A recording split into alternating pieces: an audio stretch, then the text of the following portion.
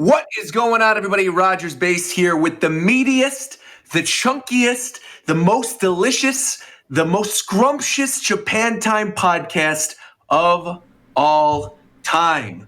Joining me this week, of course, is my co-host, Shofu. You're watching this on twitch.tv/Shofu, and apparently there's some guy named like what's his name again? Like what? That's not the first thing we're talking about. First of all, I don't know about this meatiness that you're talking about. I don't know what. Second, we're not talking about that. First thing. Well, we're talking about noodles because noodles and scrumptious, delicious, nutritious, like we were talking about noodles. Start with meaty. Noodles aren't meaty, bro. But there's meat in the noodle dishes. Not always. Meatballs. We're talking about ramen, aren't we? We can put meat in ramen. You said never had meat ramen before. It's delicious. Meatballs. That's what you and said. ramen. What? You're mixing cultures right now, which is fine. But you could totally put meat in ramen. You said meatballs. You said you literally bought. Meatballs, No, I said you could have meatballs with a noodle dish, not within ramen. But I'm saying you could put pork tonkatsu. The noodles are only relevant because of the ramen bowl on her head. It's crazy. All right. Well, someone else who's crazy is SpongeBob. I can't even say the name. SpongeBob. My boy. SpongeBob Battle for Bikini Bottom is shovelware. Viram, what's going on, Viram? You are not gonna convince me for a goddamn second that looks like a game that came out any later than 2006. That game looks like garbage. Okay, hold on. Have you ever played the original? I don't care about the original. I don't care about any nostalgic stuff. Okay, then that's why. Nah. It's not why. He's saying that his eyes work and he can see. And he sees that game and it looks like eyes. That's what he's saying. I don't have to have played the original to look at that game and think it looks bad. He went to the optometrist. They said he got 20/20 vision. His eyes work. He can see. That's what he said. As someone who played the original. I played the original too, and I sort of agree with him. I don't know. I liked what they did with it because it takes what the original had, tries to keep the style somewhat similar, but updates it. It's supposed to be kind of I think the standard for 3D platformers is so fucking abysmally low because every single one except for Mario sucks dick. That it gets treated a little better than it should. But I think it's definitely not a bad game. But definitely not. We're not even through introductions yet. Introduction. I guess Zeph was talking, so I'll introduce Zeph next. Zeph, Min is my least favorite character, and I could not care less about arms. Zeph. Why are you doing this, Roger? I feel like you're nicknames. It's one of those weeks. I don't know. Nah. While we're on the topic of Min, I don't like this wording that they use for her splash screen. Min arms herself? I don't like that. Why? What would you say? What would you put instead? Oh my god! Just use your imagination. Just use your imagination, bro. I don't like this wording because of where it can go easily. I don't like That's the point. I like where it goes. I like where it goes. Okay. That's what's up. That's all I'm saying. I'm dirty? I'm just reading the plain English on the screen, man. Nah. He knows. How is that dirty, though? He doesn't even get it. Roger, just stay as innocent as you can for as long as you can. No, but I'm saying, like, she's got guns, right? Because she's an arms character, so she's got, like, muscles and guns, so, like, she arms herself. Hey, it's like, plus it's the arms weaponry. She does. Roger become a battle rapper. Different guns, Roger. It's crazy. No, but I know, but, like, guns is in, like, you know, like your muscles. And it's a play on, like... When's your plan on getting canceled? They got no. How is it being canceled? I'm explaining myself. I'm just asking. Roger, you good, bro? Don't even worry about it, man. I'm not even gonna worry about it. All right. Someone else who's not worrying about it. Someone else who's not worrying about it is Mike. Miniman's my favorite character. I'm so happy about this reveal. Brock, what's going on, Mike? How are you today? It's just like 7th on the list, but I'm very happy. We're happy for you that you actually got a character that you wanted. Thanks, bro. Let's go, Mike. Yeah. And someone else I'm very excited for and very happy for having on the podcast is McDareth. Pokken 2 is going to be released on Wednesday, and I will not stop talking about it. Let's go. That's big cap. I rub my hands together. We gotta get ready. Can I request something of everybody on the cast, the main cast? What's up? When Pokken 2 gets announced, can we not do a show for a week and, like, What? Come on, no. Absolutely not. What do you mean? Half mass? If it happens, I have been but for a week because that's the ultimate disappointment. It's my time. Finally, I have sat here this whole time. I have taken my shit. It's my time. What is this even based on? Nothing. It's the fact that we're going to get a new Pokemon game on Wednesday, and I just figured it'd be funny with McDareth because he talks about no, it's going to be the fucking 10-cent game. The 10-10 game. Temtem. 10 cent. Oh, 10 cent. I thought you said Temtem. Am I going crazy? I thought he said Temtem. Pokemon Mobile coming soon. Yes, sir. Excellent. Someone else who's coming soon is you got Temtem already. Our friend. Oh, I was doing a segue. Hold on. Our friend who is back, making his return after 2 months. We have the one, the only, Coastward. Welcome back, Coast. Ladies and gentlemen, to the 1,000 at home and the hundreds watching live. Hey, Nintendo gamers!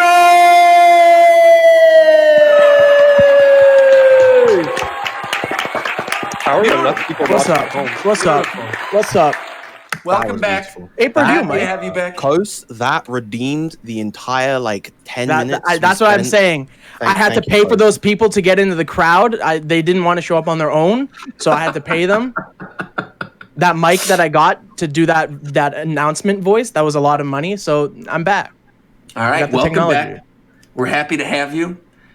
And I have a question for you, Adam. What's up? Yeah. Thoughts on Pokken being trash? Hey, Roger, what's the first topic? Anyways, exactly. Thank you very much. Actually, we're not even through introductions still. We still have introductions. Joining us again is Last of Us is my favorite game franchise of all time, Mr. Tito KMF. What's going on, Tito? I do enjoy a good movie. You know I'm always a sucker for a great movie. And if there's one thing The Last of Us is, that's a good movie. Bro. Is it though? A good ass movie. Yeah, bro. The first one, sure. That's what we're talking about. Oh, okay, cool. Have any of us actually played Last of Us 2? No, okay. I didn't think so. I didn't think so. When I heard that the plot was, what if the humans are the monsters? I decided it's better that I'd never play it. We were all monsters the whole time. I'm glad you said better that you never play it, because that's the way I want to introduce Fidel. Better that he's never on the main cast, Mr. Games Cage. Fidel, what's going on, Fidel? Welcome. As again, recurring guest, not yet on the main cast, Fidel. Welcome. How you doing, man? I'm existing. All I gotta say, right? All I'm saying, right, is if I saw Min Min, and Min Min was like, "You want some noodles?" Okay, he about to say some weird shit. Oh my god. I'm sure he will. This is why he's never going to be a member of the actual podcast. He's always. No, you know what I'm still mad about? I'm still upset about Roger saying he put meatballs in his ramen. That's what I'm still upset about. No. But I was saying noodle dishes. You put meatballs in noodle dishes, not necessarily in ramen. But why are noodles relevant right now? Because of ramen, and you talk about meatballs in ramen. If Min Min can make ramen, Min Min can make spaghetti. You don't know that. I do know that. What? If you know how to make one noodle, you know how to make all noodles. This is the worst intro that we've ever done on this podcast ever. I'm bringing this up. Coming from? You ain't watching the fucking Food Wars to be saying this. That's what I've talked to him. You ain't out here cooking.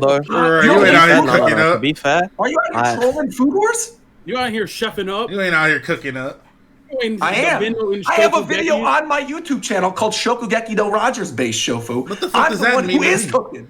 It means what the fuck does that mean? Food. Listen, look at this, dude. You said if you can make ramen, you can make all noodles. That's cap. There's no way that's true. No. Fresh ramen. I'm not talking. Min Min is not pouring instant noodles. I know that. Nobody said anything about fucking. I don't think you do know that. Bro, who said anything about instant ramen? I didn't say that. You can make. But but if you know how to make. If you can make fresh ramen noodles, that doesn't mean you can make all noodles. Make me ramen. There's no way. Well, entire Twitch stream is claimed. Oh, well. I want her ramen. That's what's up. Anyways, who's All right. next, man? Well, Talking about Min Schmee. got confirmed for Smash Bros. Today. That's the first topic of discussion. We've been waiting to see the reveal of the ARMS character. It was teased for a long time. Springman is not the character. Ribbon Girl is not the character. Twintel is not the character. It is indeed Min Min. And why is it Min Min? Because Mr. Yabuki asked for it to be Min Min. And really, that's all we need, right? Sakurai said he talked to Yabuki, and Yabuki said, I want Min Min. And so that's all Sakurai needed to put Min Min in the game. Her reveal trailer was amazing, I gotta say. Yeah, Min I Min's think that they reveal was took great. the style of the ARMS, like little comics they were doing, and just animated it, basically. I hope ARMS 2 looks like this. Yes. It's such a good style. What is this It's got ARMS this 2 great business we're shell even talking about? Is that a thing? Well, I'm saying, no, but I'm So saying... y'all if they're- making well, assumptions again. Oh, that's what's up. I mean, if Min Hold Min up, is hold in up. Smash Bros... Hold up, Roger. You got one more person to introduce. Oh, of course. Very special guest, the one, the only, Mr. D1. Welcome to Woo, the clap. once again. One. That's far too kind, dude. Thank you for having me, man. Welcome. Of course, we have to have you on a new character day. What do you think of Min Min? What do you think of all this stuff? Where are your headphones? Every time he comes here, bro. Oh, Echo Boys. My bad. That was All right. How you doing now? How we doing now? That was toxic. You're doing fine. You're doing fine. Toxic. All right. What's that? I swear to God, just because I put meatballs in my ramen does not mean that I am toxic. Bro, That's that's so gross. Why is that gross, gross? whatever. What? Exactly. Gross. Thank you. What's gross about meatballs and ramen? I already don't like meatballs, so Okay, just stop. just leave me, D, leave what me the answer the fuck question, alone. bro? Where are we going? D1, what'd you think of everything? What'd you think of everything? Okay, I will try to unpack in a concise manner. So, today, I think it was really awesome to get the opportunity to see Sakurai's crib. The flex that he had 2 TVs was out of control, and all the systems. When I saw that, I was like, all right, man, he didn't have to do that to us. All I wanted to see was the character.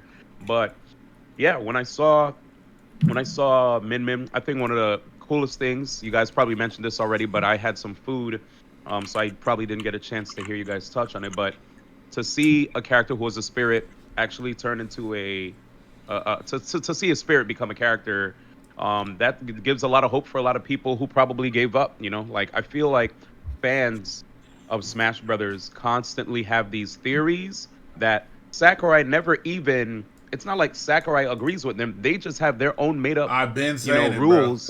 Bro. I'm like, been saying it. and honestly, whenever I hear fans do that, it's to the point where I'm like, y'all are only imposing these ideas and thoughts on me because you want me to lose hope in what I want to see get in the game. Come on, bro. I don't need that negative energy. You know? I don't need that. Like, if you don't want to see my character make it in, you want me to be sad, then keep it to yourself, because 2020 already sucks. So I need all the positivity that I can get at this point. Look, bro. So, yeah. I've been saying it for years, bro.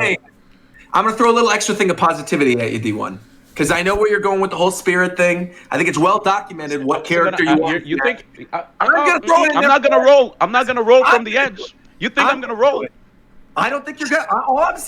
All I'm saying is I am right there with you, and I fully believe that Gino is going to be one of the characters that's coming to the game. I fully 100% believe it, and I agree with you. I never thought the spirit deconfirmation thing was something that we ever needed. I always assumed Gino could still be in the game. And so I'm right there with you. I think Gino still has a chance. He's lying. So here's what I think.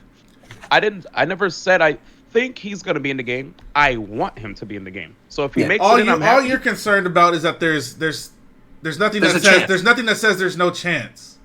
Right. Yep. And that's what everybody tries to say, and I say it every time. These rules people make up as to why characters can't be in the game. Whoever said any of that shit?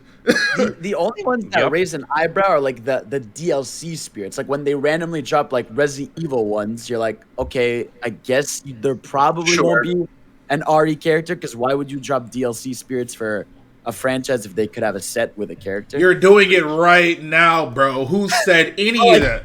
No, Sakurai might put a fucking Resident Evil character in the game anyway. Do whatever he wants. I'm just saying. only thing that deconfirm a character is if they're an assist trophy. That's literally the only thing I thought. Just assuming that character can be summoned, and then you wouldn't be able to have a playable version of that character in the same arena.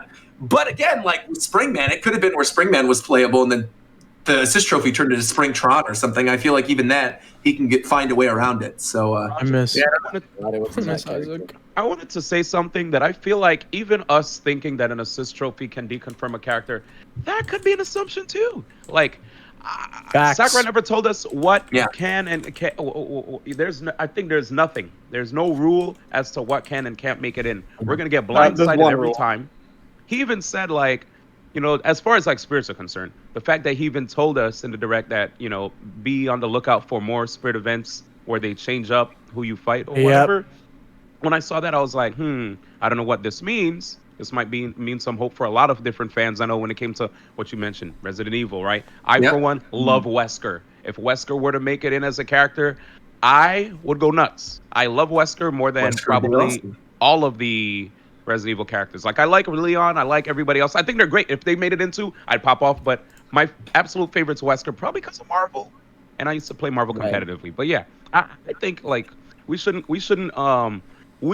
assume anything yet, because Sakurai is one to surprise us, right? Yep. And again, you know, we don't want to say, hey, fans should not make up rules when it comes to what can and can't make it in, and then we go and say assist trophies can't make it in. Then Sakurai goes, "That's what I'm saying, Waluigi, bitch," and then we're like, "Oh shit!" You know what I'm saying? Like, I don't want that to happen. I hate him, but you know, if people like him, I'm not gonna crap on the people that like him.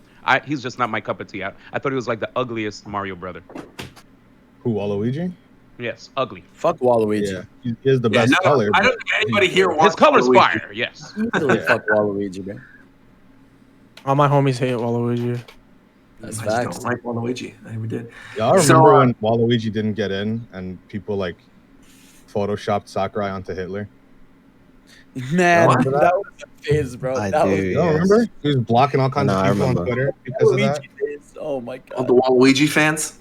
Phase like where like everyone was nagging for. Oh god, I don't even want to. Well, the nice thing is at least Sakurai was able to style on those people during the direct today when he showed off his amazing $1,500 couch as well. Okay, so can we talk about how I think that's crazy that like this man is just sitting on a couch. Well, let's look up how much it like, bro. 1,500 isn't even crazy for a couch.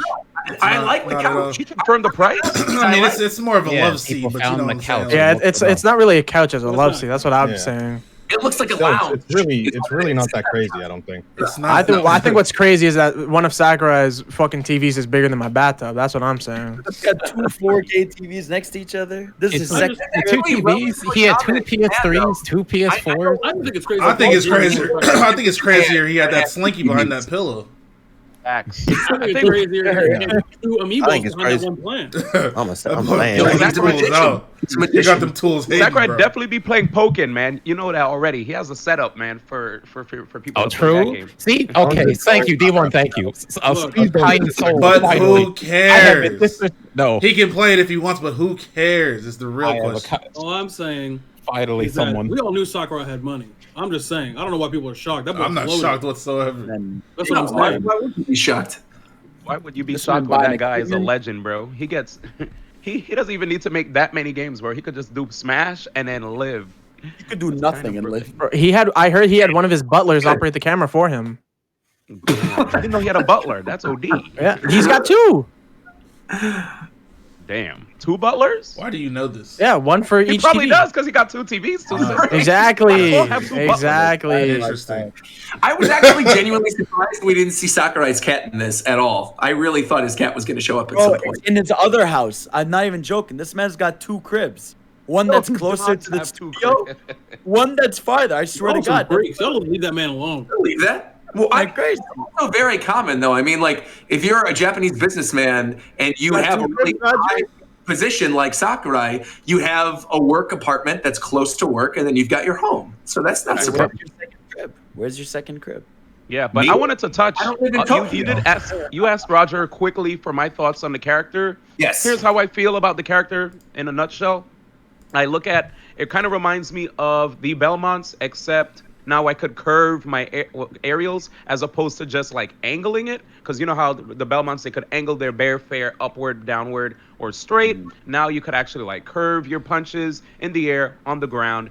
As far as up close game is concerned, it looks like down tilt might be something to help you get out of a weird situation. Jab probably might be something you use to stop somebody from grabbing you at the wrong time or running up on you at the wrong time, kind of like with Byleth. And if you really feel like you're in trouble, just do what Game & Watches do, right? Up B with invincibility and get the hell out of there and mix up your landing. Ridiculous. So, when I saw that, I was like, damn, Game & Watch with limbs? Crazy.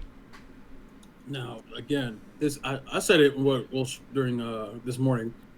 By design, there's no way Arms isn't going to be a corny character. There's no way this character's not going to be corny before. Yeah. Just based off what the character is, and then you start showing all this bullshit. Now, again, a thing that it is cool that they're mentioning, because they're doing in these presentations, like, this thing has long startup, and this thing, they're obviously showing some weaknesses of the character. That way people don't think it's broken, because they don't want people to be like Bayonetta again. But the character corny as shit. Like, bro, when he showed the demo against Kirby and Falcon, and like for the first few stocks, it was just him running to one side of the stage and forward smashing with both arms. Yeah. I was like, bruh. Corny. Minmin's gonna be the mashiest character in the game. Yeah. Online is gonna be a new experience for a week. No, I don't know if it's gonna like. I obviously she can't mash as quickly as like Ness or someone, but I feel like all I'm gonna see is mashing when I play against Min. So I'm just not excited. To piggyback off of that, I know what you mean. Like, if you guys play Arms, when people play Arms, they shoot one arm, and then as the other one is coming back, they shoot another, and they just keep going back and forth, and you'll just have a flurry of attacks that's gonna keep coming at you. As long as they, time it correctly, it'll be kind of tough to get around. But the fact that there are dead zones where you could just jump over attacks and straight up body the character, as long as you have good air mobility, I think that character's gonna have a problem. But one thing I do like that I wanted to end this and I wanted to end on this statement. I do like the fact that you could install different arms with the character. That I think is cool. So you could have like, I really like that. That is cool. That could help with like edge guards, particular matchups, etc., etc. And there's a moment with the chakram where she throws it off the stage, and it's like this curve around where the ledge is, and it's an amazing. Looks like the best one. Probably is going to be the best. Yeah. So I've realized over the past like year or so with Ultimate, and just looking at this character, this archetype, Min's archetype, which is also occupied as mentioned before by the Belmonts and characters like Byleth, tends not to do that well in this kind of game. If just because full hop and jumping in is so strong, landing aerials are so strong, and just kind of the nature of the game means that you really need certain elements in the kit to be strong. Otherwise, you're just going to naturally be lacking. You need that strong out of shield. You need a good amount of mobility, unless you're someone like Snake. You need like some kind of solid boxing option or some kind of really strong centralizing aerial. And my concern with Min is that her overall game plan will not be enough to compensate for the potential lack of those. Now, I could be wrong. I could definitely be wrong in this regard, but I can't help but feel like she's going to be another one of those kind of, competitively speaking, of course, one of those kind of mid-tiers that, maybe comes up every now and then as a counterpick for something, but doesn't make it like a proper splash. No, of course not. A proper impact. I call it mid-tier from the jump, bro. Can you imagine like the Pikachu matchup? This character probably gets fucked up. Annihilated. God, like imagine the Pikachu matchup, the Pichu matchup, obviously, but just like any small character that can move like that, like any rushdown character. Mario probably bodies this chick. Like what are we like? It's just incredible. Like Viram said, in Ultimate, just by the way the game is designed, you need to be able to do certain things, and because this character is so fucking corny, you won't be able to really do those things with this character. So this character probably don't suck. You think her fucking backflip reflector reflects attacks as well as? No, that's got to be. And that's how it is in the actual game. That's why I'm asking. Yeah. I will also add on, sorry, real quick, is that there are some things about Min that do still keep me hopeful. Like I'm looking at that Nair, for instance. and it gives me That Nair like, clean, it gives bro. me like the shades of like circle Ike Nair? Nair or something. Yeah, I'm talking about the one on her. any of them. Like they're all like big I'm and curious, all around does her. the Nair change depending on what her arm is? 'Cause if she does Did one you where, watch the top goes all the way presentation around though? her- I did. I know. where they specifically addressed that. He's lying. You didn't watch it. I linked the Nair joke, by the way, for you. It's just speed and power. Fired. Yeah, she's also got the up smash, which is like a big fast out of shield option to anti-air people. So there might be some things that help her out, but in the grand scheme of things. Oh, and also just in terms of her zoning in general, like her range with her arm attacks is absurdly long. It's like it's longer than Byleth. It seems longer than Belmont's, and she can move while doing them as well. It's significantly longer than Belmont's, it looks like. So I really think that's the big thing. Yeah, having that control will really benefit until she eventually gets smothered by a character like Wolf or Palu, and in which case it's just, Would you guys consider like half of the boss. Min almost like a sword character? Because to me, she plays a lot. She has some big ass disjoints, but I mean, like, you know what I'm saying? Like she plays almost like a sword character. Like I definitely think more of the Belmonts. She doesn't swing her arm in a way that a sword would get swung. Yeah, which makes not having her super good. Not having that not having an arcing. Oh, Yeah. obviously there's Nair, but not having something like a Marth Fair, that big kind of arcing swing is what kind of hurts her. Obviously that wasn't gonna happen. But, What's after Min Min? Is it Rayman? Because Sakurai is obsessed with making like the biggest range possible. He said Belmont has the most range in the game. Range. I can't Make imagine all them his doing another character that has more range than the Arms character. I mean, that's lanky, really what bro. Arms is. He is obsessed with making long ass moves. I don't understand. No, He's also obsessed with invincibility, so we're gonna go the it's other gonna way. have Why does no Ruby range. Like, I mean, it doesn't have a hitbox invincibility, at least, but like, yeah. There's a hitbox on the up B, right? no, it doesn't look like it because only in the air when you aim it upwards. Only in the air. Yeah. So the ground one, you're not gonna get hit like Game and Watch. She'll just displace herself. Yeah, These two, the ground B and then like the tether. Wait, so I'm rewatching this real quick because I was just talking about the Nair thing and you guys were trolling me, and I looked. What I was asking about is that I understand that it changes with each of the different arms, but it doesn't create like a new move. It just changes the speed and power of it. Yeah. Right. But then when he mentions again that they can be shot out separately with the A and B buttons, you can't be nairing and then like shoot something out with another arm with B, can you? So what I gathered from that is if you press if you press B, is B the left arm or the right arm? If you press the one that's the left arm, He's the right. Yeah, if you press the one that's the left arm, you're always going to get that dragon arm, and like you might have the powered up version of that dragon arm. So that's like your constant there. But then on the other arm, that can be any of the three other arms. So it can be another dragon, it can be the Ram, or it can be the Megawatt. Got it. I don't know if I misheard because I wasn't paying a lot of attention during the Min Min presentation. What do you mean powered up? So it's like arms when Min Min grabs someone, her arm, her other arm. Yeah, that's also from the game. Yeah, I was making sure it was that mechanic and she didn't have some extra shit. No, I don't know if I don't know if I misheard in the button and then you can do the laser, right? And then the megawatt thing gets charged, and I don't know what the chakram one is. It's fire on it. Why didn't they add the fact that if you also block in arms, you get the power? I'll just play it. That'd be crazy. Well, her other way was she would charge, but they just didn't let her. Like she only charged on smash attacks, so they just gave her to her on grab. What were you about to say, Ghost? In the presentation, I don't know if I misheard it or I just wasn't paying attention because I was dead tired. Did they say you can use her smash attacks when she's airborne? Yes. Yes. You can use It's your like forward Robin. smash, which is You can also you can also jump while tilting. Yeah. Which is crazy. That and walk crazy. around. It's like I around. think smash attacks in the air aren't really being talked about a lot. But They're apparently shorter than the grounded ones. Oh, never mind. I don't care anymore. They're still long range, man. Yeah.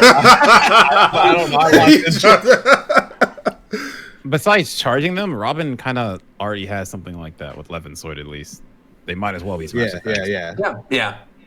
Does it bother anyone else that A, which is the button to the right, is for the left arm, and B, which is the button closest to the left, is for the right arm. I just want to know if that bothers anybody else. I think that's just the way it is in ARMS. That bothers the fuck out of me. I don't give a fuck. What super moves goes full screen? Is it the dragon with the projectile at the end of it? Yeah. She did it at like the edge of the stage, and that's so ridiculous. Yeah.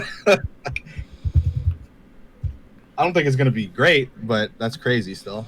It looks like it like combos into itself from what I saw. Yeah, I think if you hit it, you can press the button again and you'll split the fire. I think you hold it, not press it. I think you say you throw it and hold the button when you throw it, and then it does the fire. Oh, okay. I thought holding the button is what the charge thing was, where you could shoot the laser or the electricity. It's just smash attack. So if you charge the smash attack, it does the extra effect. Yeah.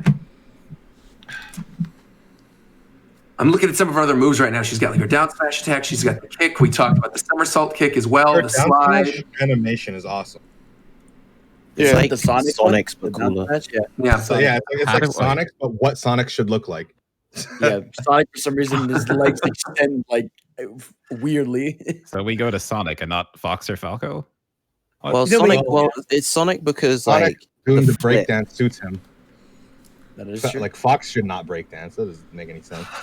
I just meant for like the base down smash itself. Yeah, he did this. Yeah, no, I'm just talking about Fox, not Fox. Who the fuck were we talking? Sonic specifically, because he does the dance. Doesn't do the dance like Min does. He does like the flip. Yeah, the flip at the end of the split kick.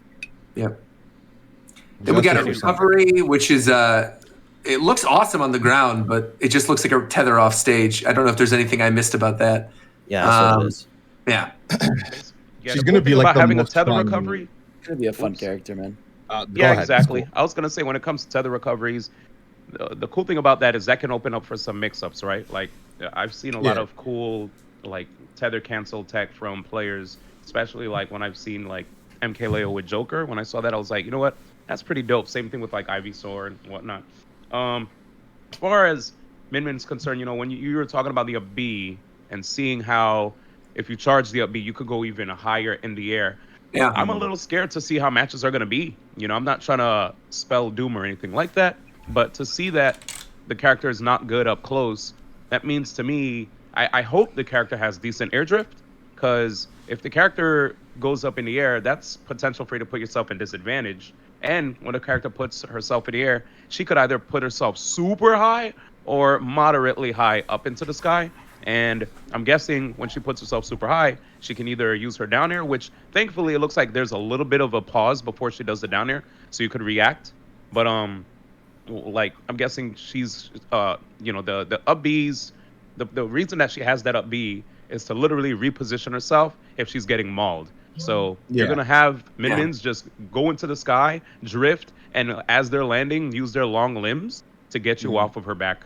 So it's gonna be I don't know. She's definitely going to be one that I think can potentially run the clock if she, you know, plays keep away to the point where even if she's in a bad situation, she uses an invulnerable get out of jail free card, you know? Yeah. Well, yeah. I think she's going to be like the most fun free for all character. Oh yeah, 100%. I always forget that exists. Yeah. He mentioned how like you can utilize any direction. Yeah, attack in both directions. You could just really clear everybody out if you're doing a free-for-all. Yeah, I'm sure she'll be fun in 4-player or 8-player or whatever. Playing with Mike in that mode is going to be a pain in the ass. Teams will actually be. I think Min Min Dittos would actually be fun. You get 2D arms pretty much. Yeah. Side-scrolling arms. Cute. So what you're saying is Elite is going to be popping, or it's going to be dog shit. Which is why I wanted a hero deal with these characters, because Dittos would have been sick if you could have played as like Springman versus Min Min or Ninjara could have played arms too. Min Min. Yeah. See, the characters though were so different from each other. If you played arms, I don't think that really worked. Yeah. If we did get that, then I don't think they would have close jabs because they'd all have to be different. Right. They'd probably all have to have a different like main arm, so it'd just be too much. Yeah, like the dragon arm is very much like a Min thing, or at least a charge. I mean, for sure. I'm happy we didn't get Springman, because then as much as he's like probably my favorite, we'd have a character in Ultimate with a real parry, and that's just not. Nah, I'm not trying to deal with it. Oh, one thing about Min Min in general that I really, really like is just, I mean, this is kind of a consistent thing across the characters in Ultimate, but I just think she's presented really, really well. I think the animations are great. And it does help that she comes from a game that is inherently very well presented anyway. But like her animations are fantastic, her model looks great, stage looks cool, just like everything about her visually is really, really sharp. So actually, before we get to the stage, the one other thing I was going to mention is the finals match, which I think also is like visually stunning, where you see all the different ARMS characters rushing down. You see, you know, like Twin Tail and everybody's all there. It's really cool. And then, Helix, man. What'd you say? I forgot Helix. Is Helix in there? Oh, no, he's not in there. Oh, he's not. Oh, I swear he was. He wasn't in the trailer. Not in there. Let me see. I swear I saw him. I'm pretty sure he is. I'm watching this right now. You had Springman, Alicia Flurry of Punches. Wait. Ninjara, Ribbon Girl. Yeah, no, he's not in there. Not in there. I think. Oh yeah, I guess not. Ninjara, Springman, Twin Tail, Mechanica, Master Mummy. Weird science experiment. Doesn't deserve his way in. Strange. It sucks. Yeah, because people love him. That's really weird. Yeah. Speaking of presentation, I had a question. Is ARMS music like really good, or is it just like it's really good? I think it's hit or, I think you either love it or hate it because it's a lot of hearing the same themes, the same song, super leitmotif focused. Yeah, because it you either I had a lot of love songs it or on you're it. like completely over it by the second song. I think there are a few that are different, like Mausoleum. Yeah, obviously there's a few. I think even Scrapyard. Name Redacted is pretty different. Is that the one with like the da da da da da da? Yeah. Oh yeah, I love that song. That one's great. But a lot of the songs are the shit. Yeah, it's like a riff on the main theme, basically. That's like all I wanted was a I like remix it, of the main though. theme, so we got that. Yeah, I love the main theme. Didn't we also get a remix of the Ramen Bowl as well? Yeah. Yeah, so that'll be cool. That'll be cool. I like it. Yeah, 18 songs come included with it. The stage we haven't talked about yet, Spring Stadium. Oh my god, it looks so fun. That's gonna look so. That's gonna be so fun on free for alls, man. Do you think this is gonna be a counterpick stage? No. I only bring it up because I saw it coming up on Twitter a lot today. I don't think it is either, but. So my view is that even the hazardless one, I feel like all of the spring platforms are going to be viewed as hazards, and they're probably just going to be removed. It also has the ceiling still. Yeah, like all of that stuff is going to be removed, and the it's just going to be it's just going to be left essentially as FD. Does Pilot Wing still have the wall collisions and stuff on hazardless? Yes. Oh, it does. Okay, never mind. Oh. Yeah, I'm glad they gave it more like visual flair because originally I think a lot of people didn't want it because if it was just going to be flat on the ground and there's like the bounce pads on the corner, would have felt a little boring. But it feels like they've like upped it up and like the way you bounce on them, it like makes the characters like go like really high up in a cool way. So I'm glad they like changed it up a bit. It's so refreshing after getting 2 completely flat walk-offs. Yes. Looking at this again too with just the way that Spring Stadium was designed here, I think that's another thing sort of like lending credence to a sequel to ARMS, is because I feel like this might be what Spring Stadium looks like the next time that we get a new ARMS project. I feel like it might be something where, you know, the bounce pads are still around the main arena, but it's going to have the ceiling and it's going to have all this other stuff sort of like raised from the ground. You get the city in the background. I mean, it's a visually stunning stage. They did a really good job fleshing it out. You get the cameos of the characters on the screen in the background, which is a nice little touch. A little ARMS drone, bringing in the items. Mode. Really cute. Overall, really, really nice stage. The bounce pads, like you guys said, I think are going to be super fun in free-for-alls. If you're just like looking to have fun and have items on. Oh, yeah. Around and bouncing and everything, it'll be cool. I mean, what else? We talked about the stage. We talked about the music. I'm trying to think like what else. Costume.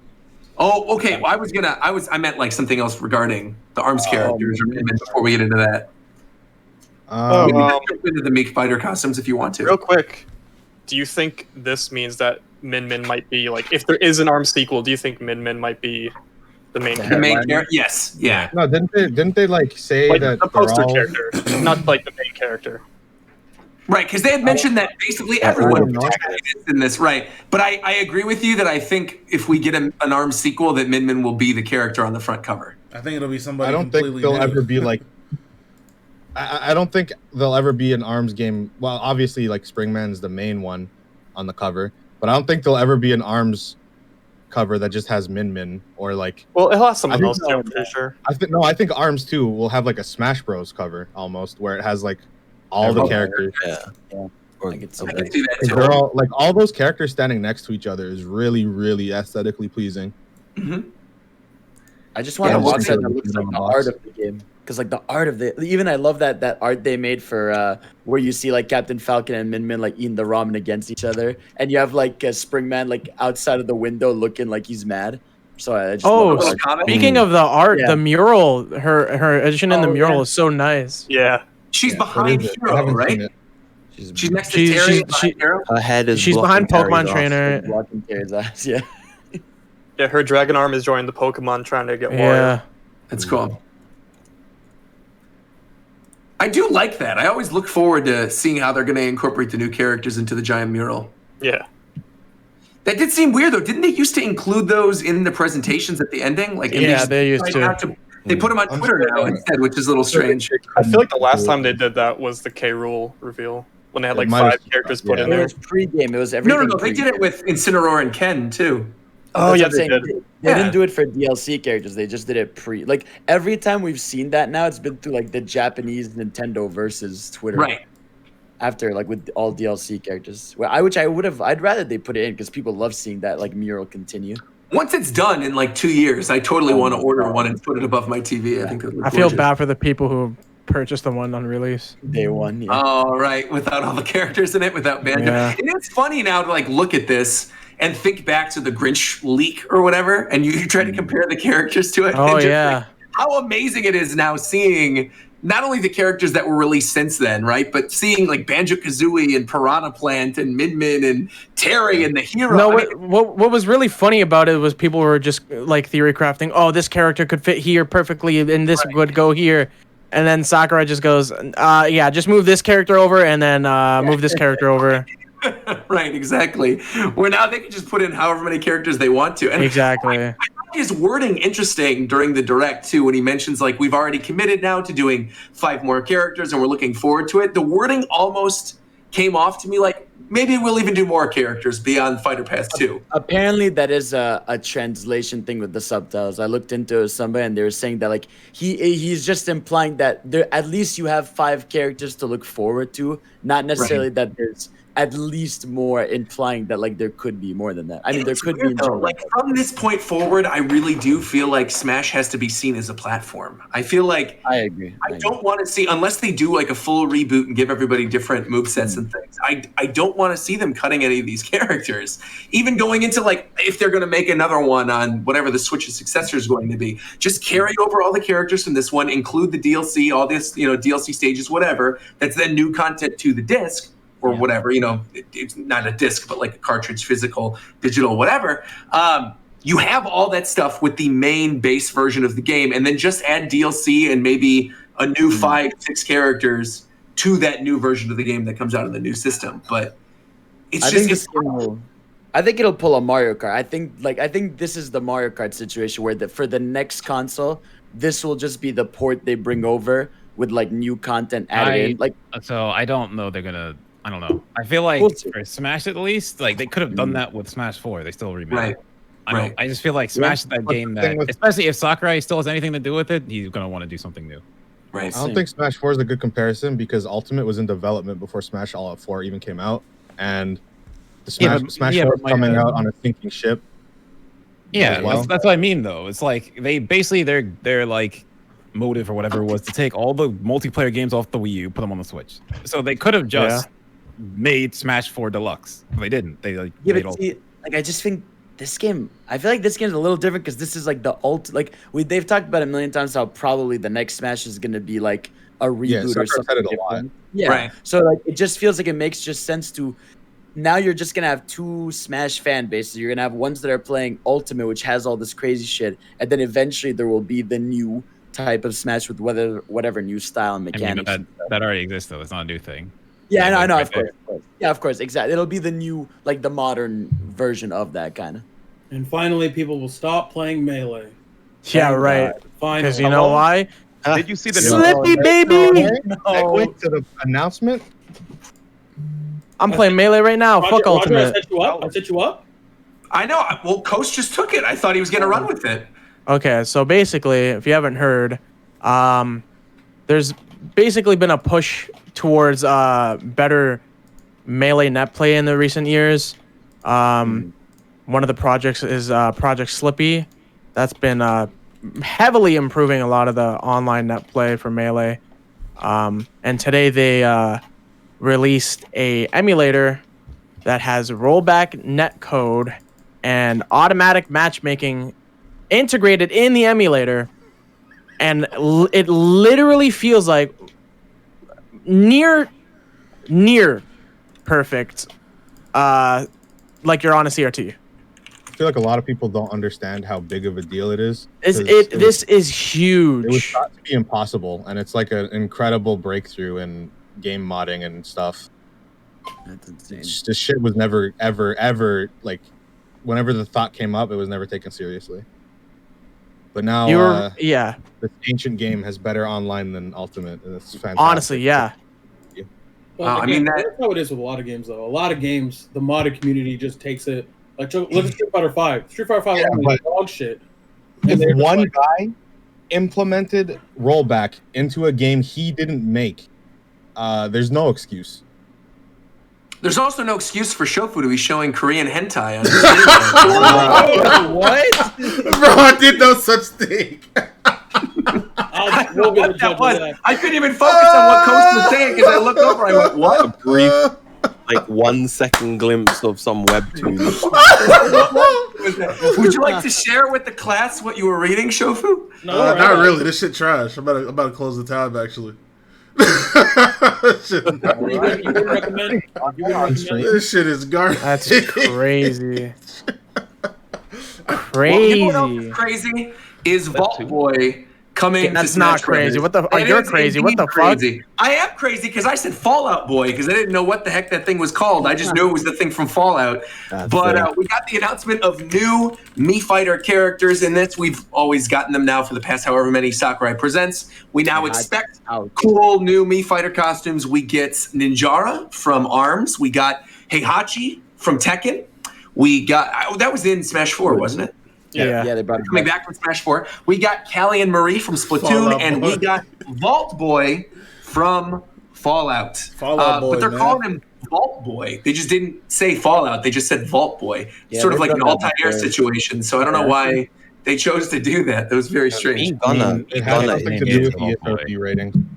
Mii Gunner is prospering for all 5 Mii Gunner players. Bro, we're right. They all get the premium ones. It's crazy.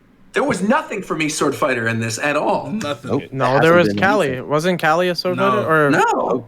The brawler? Not the premium ones. Like they give them they give the other ones. But all the gunners have been the big titles. It's crazy. Yeah, but like I think it was kind of cool to see that Bethesda. That's Bethesda, right, guys? If I'm not mistaken. Yeah, Bethesda. So a lot of people were talking about the fact that we might see Doom Guy.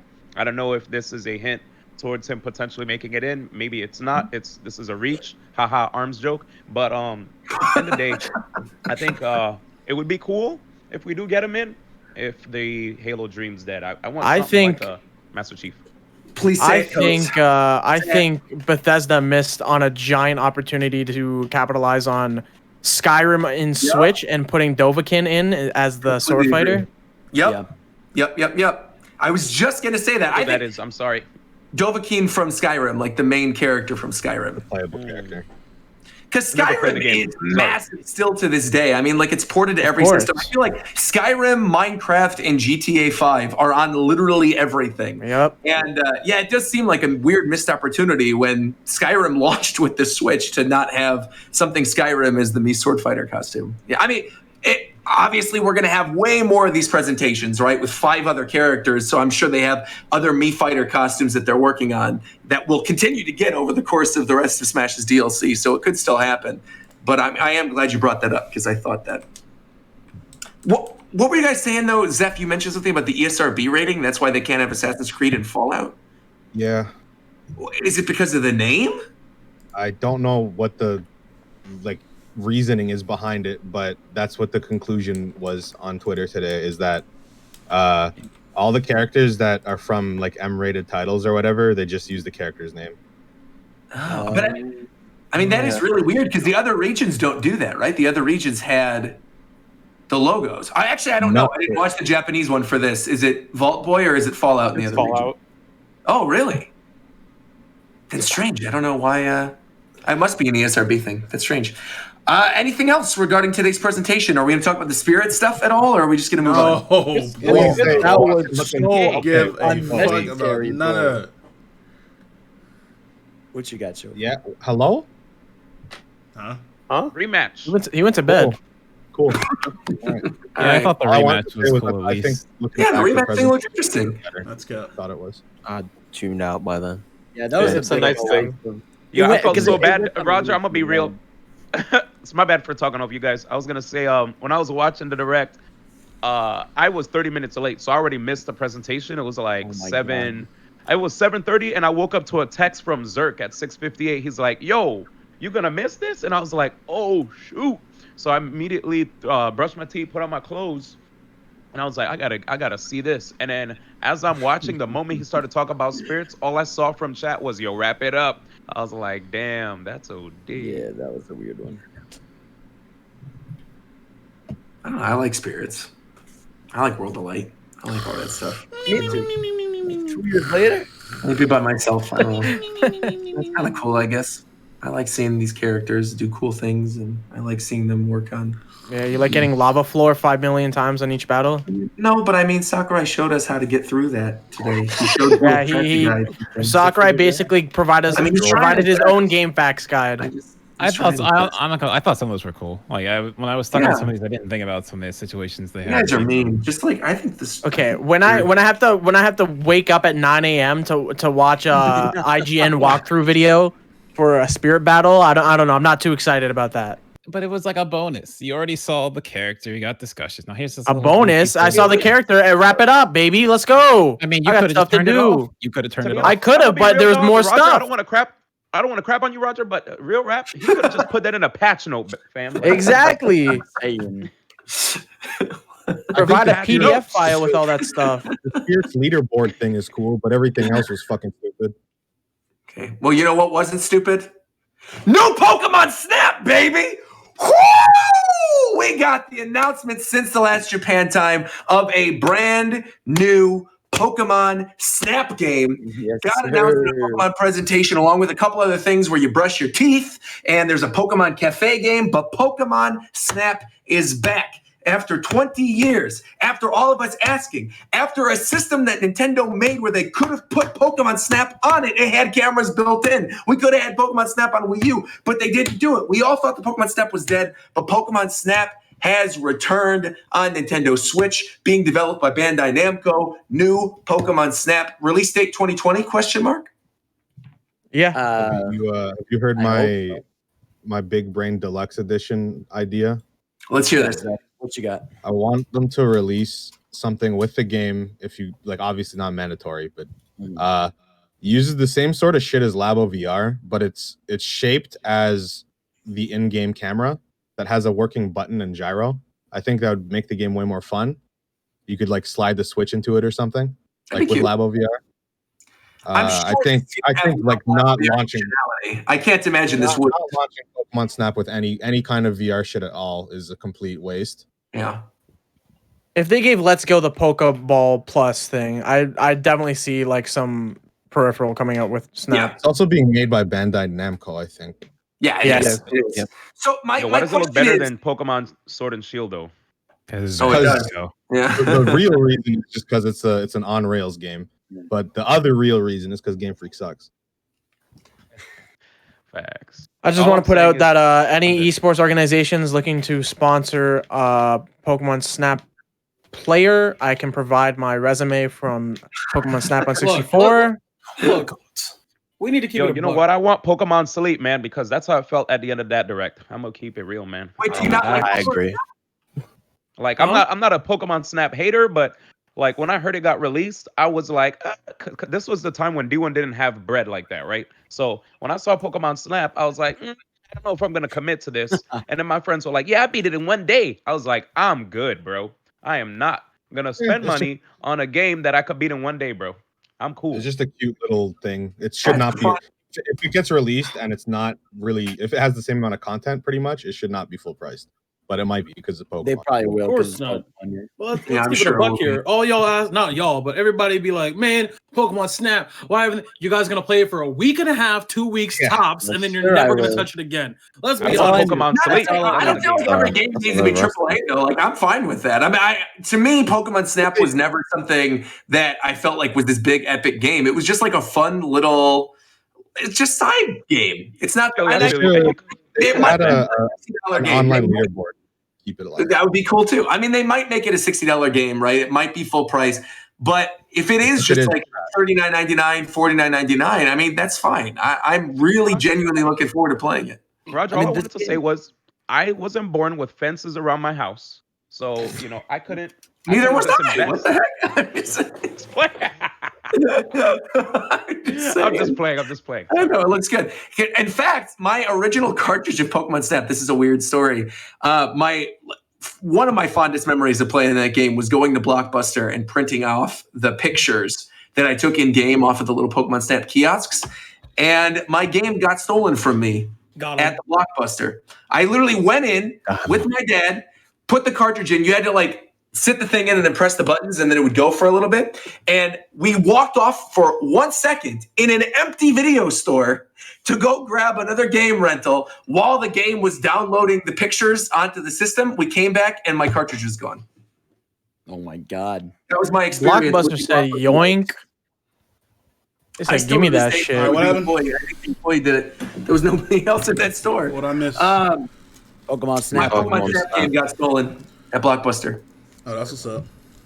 Yeah. Anyway, so we're on the topic of Pokemon, though. We should also bring up that at the end of that Pokemon presentation, they announced there's going to be a second Pokemon presentation on Wednesday. So that is June 24th, also at 7 a.m. And they mentioned that this is going to have another big project that they are working on. There are a lot of assumptions going around, so I'm going to ask you guys, what do you think this is? Is this going to be? Wait. Is this going to be the Gen 4 remake that we all expect, or is this going to be Let's Go Johto? Okay, let me preface something really quick. Okay, who's we all? I think the only reason I can see why they announced this extra presentation was because it's going to be extremely longer than the other one. They use that first presentation to just get the small stuff out of the way.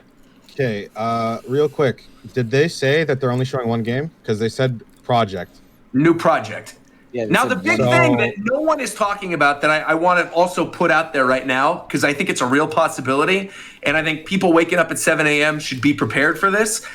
We have not seen the new Detective Pikachu game that was announced last year. That literally got announced last year. A new project, bro. Right, but we've never seen that game. We've never seen what it's not a big sequel is. project, I don't care. I just want to throw that out there. I truly believe that there is a possibility that the 7 a.m. Direct is dedicated to a Detective Pikachu sequel on Switch, in addition to a port of Detective Pikachu. I truly think that could happen. Why are you globbing? I think it's going to happen. This whole thing is fucked up because there's 3 different things that have a good chance of happening. One of which being Let's Go Johto because of all the shit we saw in the background, and they've done it before with Ultra Moon and stuff. So that's not just a red herring. Then there's the Tencent thing that they've been working on, and they're having a conference a few days after the Pokemon event. So it could be their game. Tencent's been working on a Pokemon game. Oh, I didn't know that. Mobile or MOBA? Probably mobile. No idea. But the final thing is probably Detective Pikachu. So it could be either of those things. Right. Listen, I just the Detective Pikachu would be weird because that game's been announced. They wouldn't say we have one new big project to talk about next. They would have just straight up said, hey, we're finally gonna show the sequel to Detective Pikachu. Yeah, I agree. I feel like they would have shown the Detective Pikachu stuff the same stream as the Snap stuff. I don't necessarily agree. I feel I don't know. I think they want people to tune in. They want people to get excited. And I feel like the holiday game for this year for them is probably Pokemon Snap. I don't think it's going to be the holiday game else. is... Why? No, I don't know about that. Why? Wait, Roger, really? I truly believe that's going to be Pokemon's holiday game. I think next year is going to be Let's Go or like that's or whatever. But I don't think that's going to be the game this year. No, I think if Pokemon Snap was the holiday game, they would have given it a lot more time. And exactly. Yeah. Or said holiday 2020. And you think holiday this year is going to be a Let's Go game or a Gen 4 remake? I think the holiday game is whatever that Pokemon game is that they're announcing. Wow. All right. Gen 4 remake, but like, look at that image of the dude sitting there. Like, there's no reason that Politoed, Sudowoodo, and Ampharos are on that fucking shelf. No one cares about those Pokemon. Oh wait! You know what's on that shelf? Wait! I know. Don't do it. Pokken Tournament DX, baby. DX. Yeah, but that doesn't matter because there's like 700 Johto things there. But they can put more. I don't know. They might just announce multiple things. It'll probably be, honestly, I'm fully expecting. I'm confident in it being Let's Go Johto or Let's Go Gold and Silver. But the Tencent thing also holds a lot of weight because of the Chinese conference happening as well. It's so weird because they specifically did say that they're not. I mean, obviously they can lie and say whatever, but then why would they specifically have gone out of the way? Like I think last year something saying they're not interested in making Let's Go style games after Let's Go Pikachu. Let's Go sold incredibly well. Like I don't know why I want to just interrupt. I'm not reaching because the stuff in the background does matter. If you have any fucking brain cells, oh my god! I'm sorry. Every time I read from there, I have a fucking stroke. Are you good, bro? It happens I'm sorry, but it happens every Pokemon presentation for the most part when they announce a new game. I mean, you can very clearly see in the background of this one. Yeah. On one shelf, you see Umbreon and Espeon. On another I was shelf, about to bring that up too. Ho-Oh and Lugia. The shelf above that, you see Sudowoodo, Politoed, and Ampharos. And then underneath that, you see, what do you see in the bottom left corner? Detective Pikachu. There's a big thing of Detective Pikachu and the Detective Pikachu amiibo. So you could be right. It could be two projects. They could say, Let's Go Johto is this year's game, and there's a new Detective Pikachu game. They could do that. Yeah. But I genuinely feel like people should prepare, and that maybe we just get Detective Pikachu and that's it.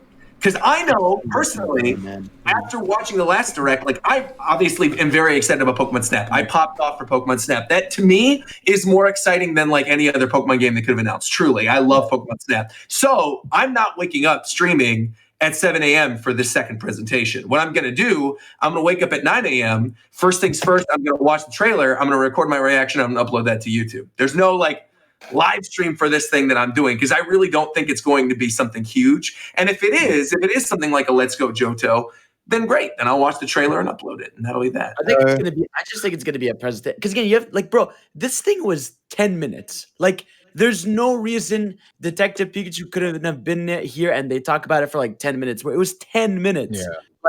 I just think the reason they're doing another one is because they're going to need a solid 10 to 15 minutes to talk about whatever they're showing. Yeah. Did they say how long it's going to be? No, they did. No. So the question, for all we know, it could be like an hour-long presentation, and we don't even know. We don't know. We don't know. We don't wake up in the morning for these Pokemon things. Talk to him. Yeah. I want to ask you though. I want to ask you. With the Umbreon and Espeon in the background, do you think I was going to bring that up, Pokemon, or do you think it's going to be like Pichu and Togepi or something? No, I don't think there is going to be a mascot Pokemon. I don't think there needs to be because Pikachu and Eevee are Pokemon as a whole's mascot. Yeah. They could just very easily do Pokemon Let's Go Gold and Silver and you pick a starter. I don't understand why, like, I'm not saying you, but a lot of people are being like, what if they did Pichu and Meryl or Togepi and Wigglybuff? Pichu and Togepi makes more sense than Meryl and Pichu, I think. And Togepi, bro. I feel like I want to use a Togepi. They've been starters in games before. They were the starters in Pokemon. Pikachu couldn't evolve. I'm just saying that's what I said. If you use the Togepi, it wouldn't be able to evolve. You can't. Yeah, but Pikachu couldn't evolve either in Let's Go Pikachu. That's what I'm saying. I don't understand what you're saying to me. But okay. I'm saying Pikachu couldn't evolve in Let's Go Pikachu. And I'm saying, but they gave him moves because it wouldn't have. It doesn't matter. Well, the other thing is, though, Espeon and Umbreon wouldn't evolve. If you get them as the starter in some weird way, like they would just stay Umbreon and Espeon the whole rest of the game. I doubt that. I feel like you get an Eevee, and then at some point in the game, it would forcibly evolve and stay at that, depending on which game you got. That could work, yeah. It would be a special partner Espeon or partner Umbreon that can do all the crazy stuff that the partner. And you use that evolution to do your detective work. Yes. There you go. That's what ties everything. I'm going to be real. I talked about this when Let's Go Pikachu first came out. I actually really, really love that game. I'm completely okay with the remake of Gen 2 being in the Let's Go formula, right? Where you have the catching mechanics from Go.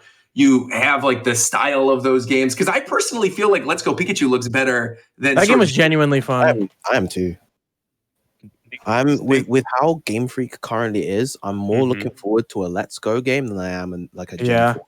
Okay, you guys think we'll ever get like another stadium or Coliseum? I'm right there with you. Yeah.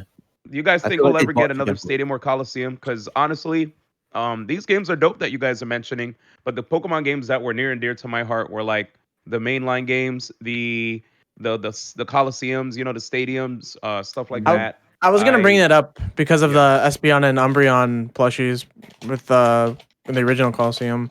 But I don't know if they want to do that anymore with the emphasis that they have on Sword and Shield, and I don't think they would want to dedicate a whole work period, I guess I should say, to crafting a whole new story and stuff like that. I feel like with the way Game Freak is right now, I think they're doing very small side stuff, remakes, and then like their main generation. Look, I'm just waiting for them to put Pokemon Showdown in the dirt and just drop their own shit. That's what cap. I'm waiting for. Now they should do that, but that's cap. No, that's what I'm saying. I'm not saying that they're gonna do that. Now, I'm why just waiting wouldn't they do that? That's what I'm saying. That's what I'm saying. Apparently, but we know they don't like money. So no, they definitely like money. Apparently not. What you mean? They like money that much. They spend $10 making these games and make millions. They definitely are getting money. That's fact. I wanted to cry when. Oh, go ahead. I was saying I wanted to cry when the first thing I saw when I wake up in the ass of the morning, watch this presentation, is Pokemon brush your teeth. I was like, there's just no way I'm up for this. There's no way. Are your teeth nice and clean now? Yes, sir, they are. Excellent. They're making sure that their players aren't degens. Whatever happened to Pokemon Sleep? Did they just cancel it? Yeah, the developers fucking fell asleep while testing the game and they got lost. I feel like they went the way. No one knows where they are. It the works. Wii heart sensor, I think it went the same way. Oh yeah. The vitality thing, yeah. I also just don't think they need to talk about it a lot because it's a sleep monitor. You already have one on your phone. They just slap Pokemon on it. Pokemon brush your teeth, so they can Exact do same anything. thing as Pokemon Smile. Yeah, and the other thing too, we kind of moved quickly away from the Let's Go Johto whatever game that might get announced. Curiously, is there anything that you would want to see in that could get you really excited for it? I think if that happens, I'm like, it's like I said this exact thing before. The most iconic part of Gen 2 probably is going to Kanto. Right. For some reason, I think it wouldn't be in Let's Go, and they do something else. Well, you brought up that idea the other day when you can maybe go to Sinnoh because of the Sinjo ruins. That's what I heard, man. That was just that'd be cool. Maybe like a little small, like watered down area of Sinnoh would be cool. I never want to see Kanto ever again. I feel like it would be especially strange to not bring back Kanto in a Let's Go Gen 2 game because they already have a lot of the assets for Kanto there. Anyway. I know. I just feel like it wouldn't happen. I don't know why I feel like it, but I feel like it wouldn't. I get you because current Game Freak just like.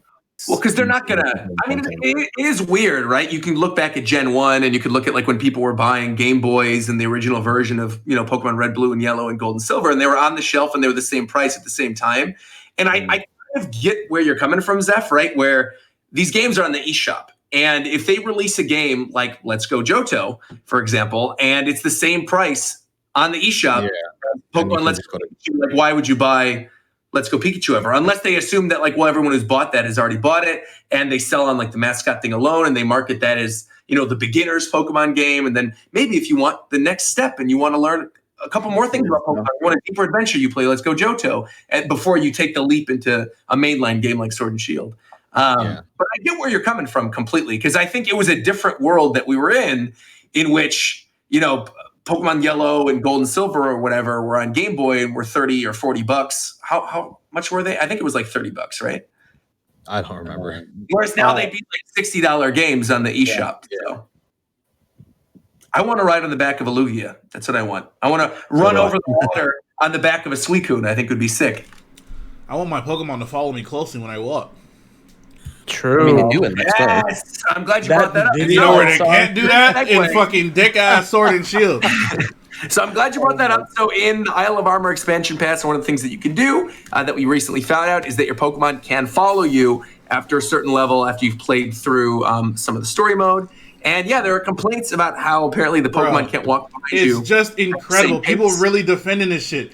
Just regardless of how I feel about it, my eyes work. You know, I got bad vision, but I put my glasses on. The optometrist said I'm good. You know what I'm saying? Like, I can see out of my glasses. It looks like shit. It doesn't matter what the justification you can come up with is. It looks like ass. Period. I think what's worse is for like 90% of my time playing that game, or that DLC, I've barely even noticed my Pokemon follow me because they're so far behind you. Bro, what is the point of me riding my bike just for my Pokemon to trail so far behind me? So that it pops up every 5 seconds. I'm riding my bike. It just pop, and the sound is distinct. I can hear that shit. Pop, pop, pop. What's the point of that? I don't understand. Just don't even put that shit in if you're gonna do it that way. If we can use a bike, and the Pokemon appear in the overworld with no problem, why can't we ride on the Pokemon? Do you know how fucking tired I am of Sharpedo? Bro, he's zooming. He is zooming. When I get something that isn't that shitty ass bike, that shit is so bad.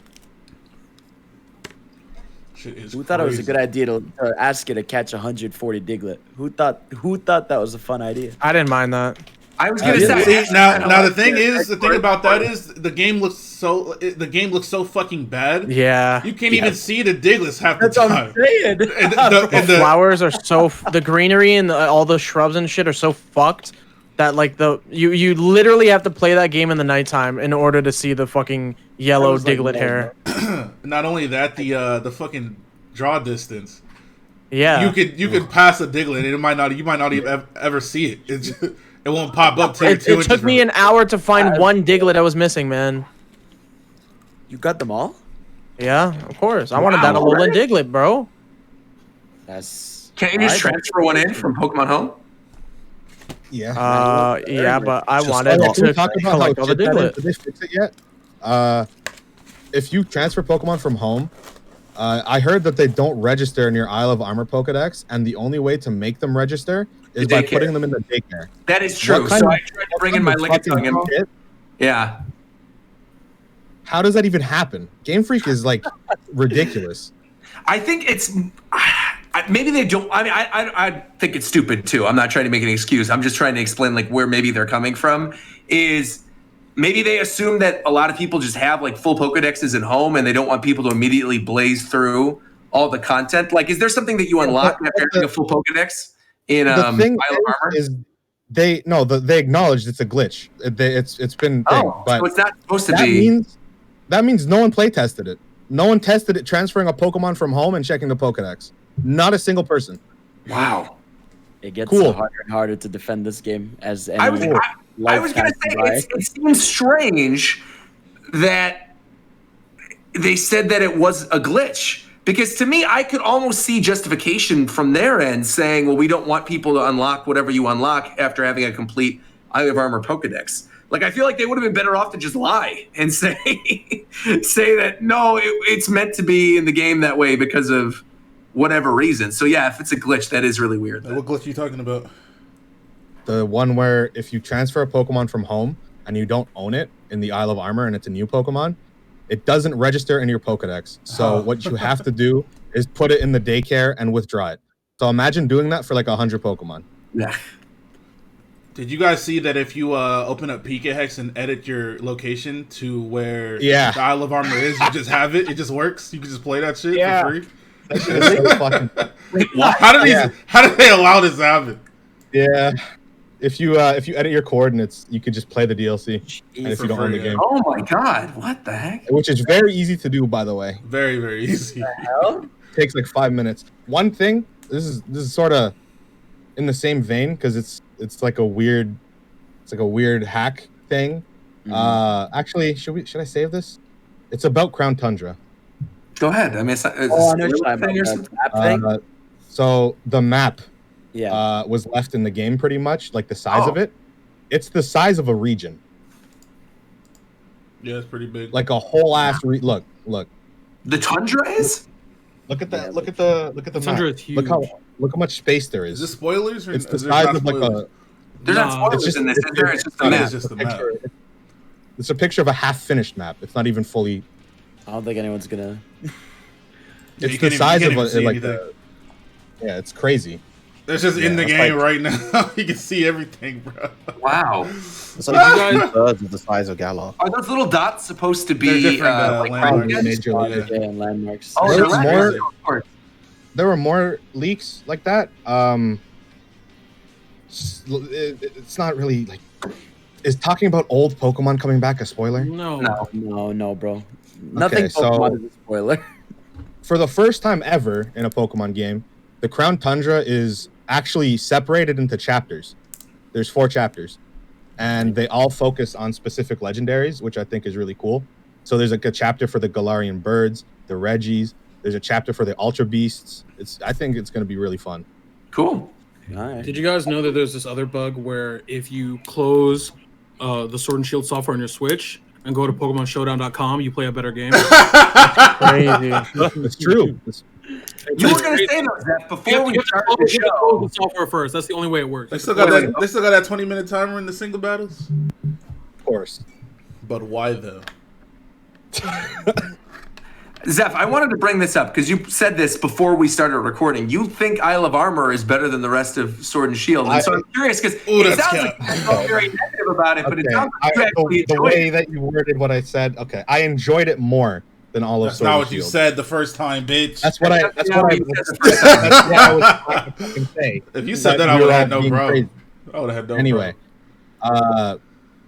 the Isle of Armor, I think it is higher quality. Now, which part did you enjoy more? Did you enjoy the part where every Pokemon you fight is a level 60 Psyduck, or did you like the? No, I don't care about that at all. I don't care about. What were they smoking, bro?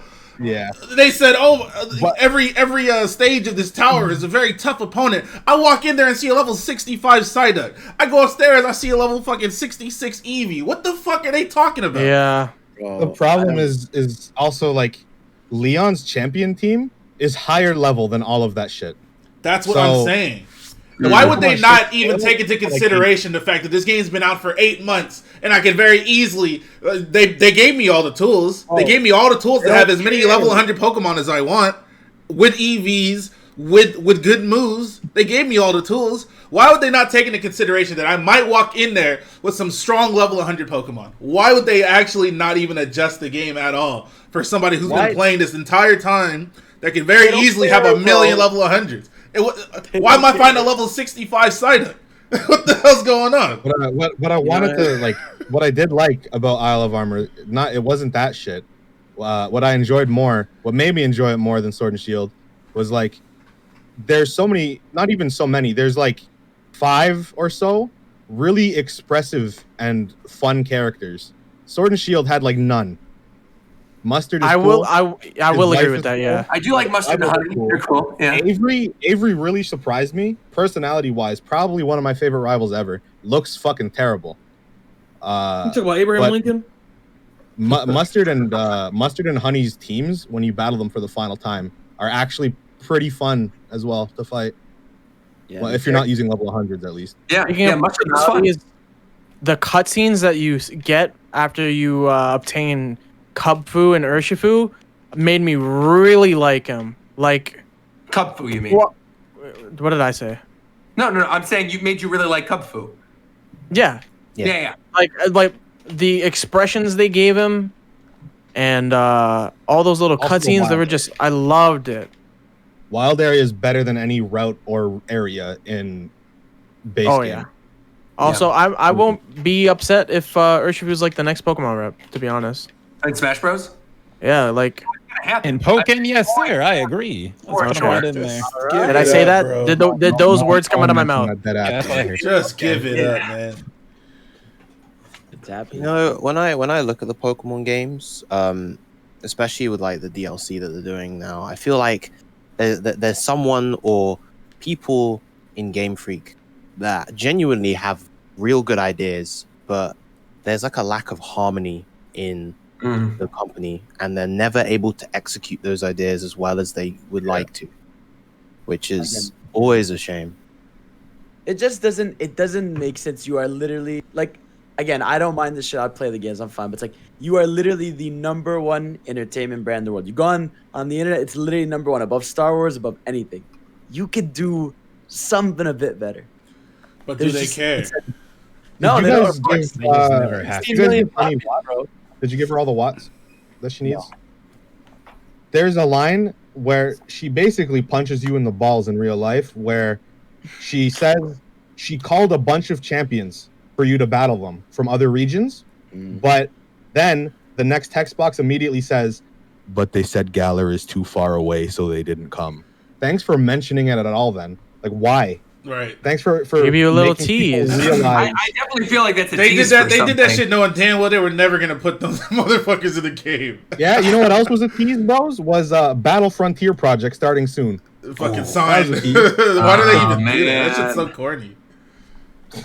But it's confirmed that in Crown Tundra, I think it's Crown Tundra, there is a tournament in Galar that uses all of the like strongest trainers. So I think they might have guests, but not many.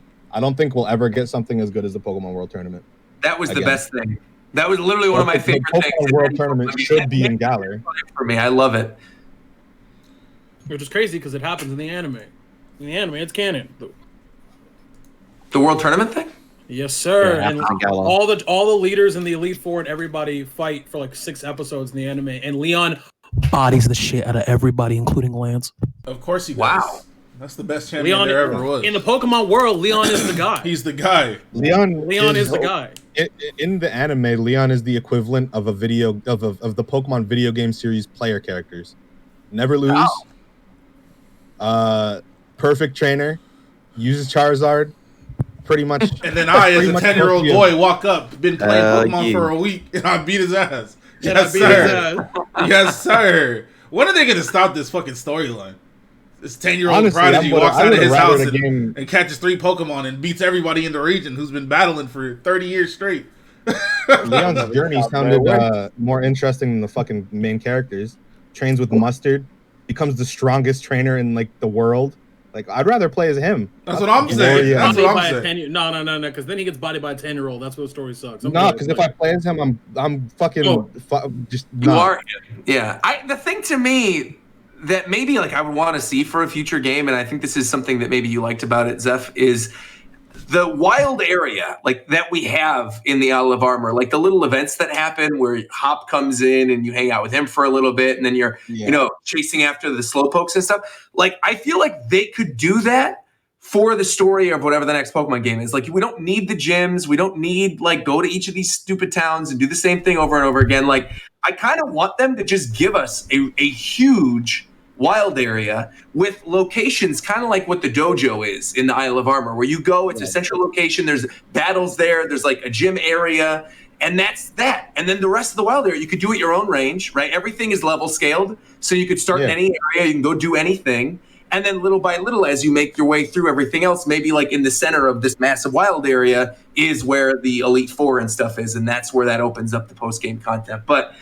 that's something I really did appreciate playing through Isle of Armor that I do want within whatever the next generation is going to be. Like, I do hope that they learn from this. Like, I don't want them to ever go back from the wild area ever again. I think that's something, or any of the quality of life things that were added from either or Sword and Shield. The quality of life shit will full stop. They've only been going forward with that since Gen 7, so I don't think that'll ever. The wild area is going to be a continued thing, for sure. It's a whole thing, and I think it's a small thing. It doesn't matter that much. I think they need to start investing in like some voice acting, because it's starting to, it just looks weird when you go in a massive stadium with so many people and you still have text box. It like, now we're at that point where it feels weird.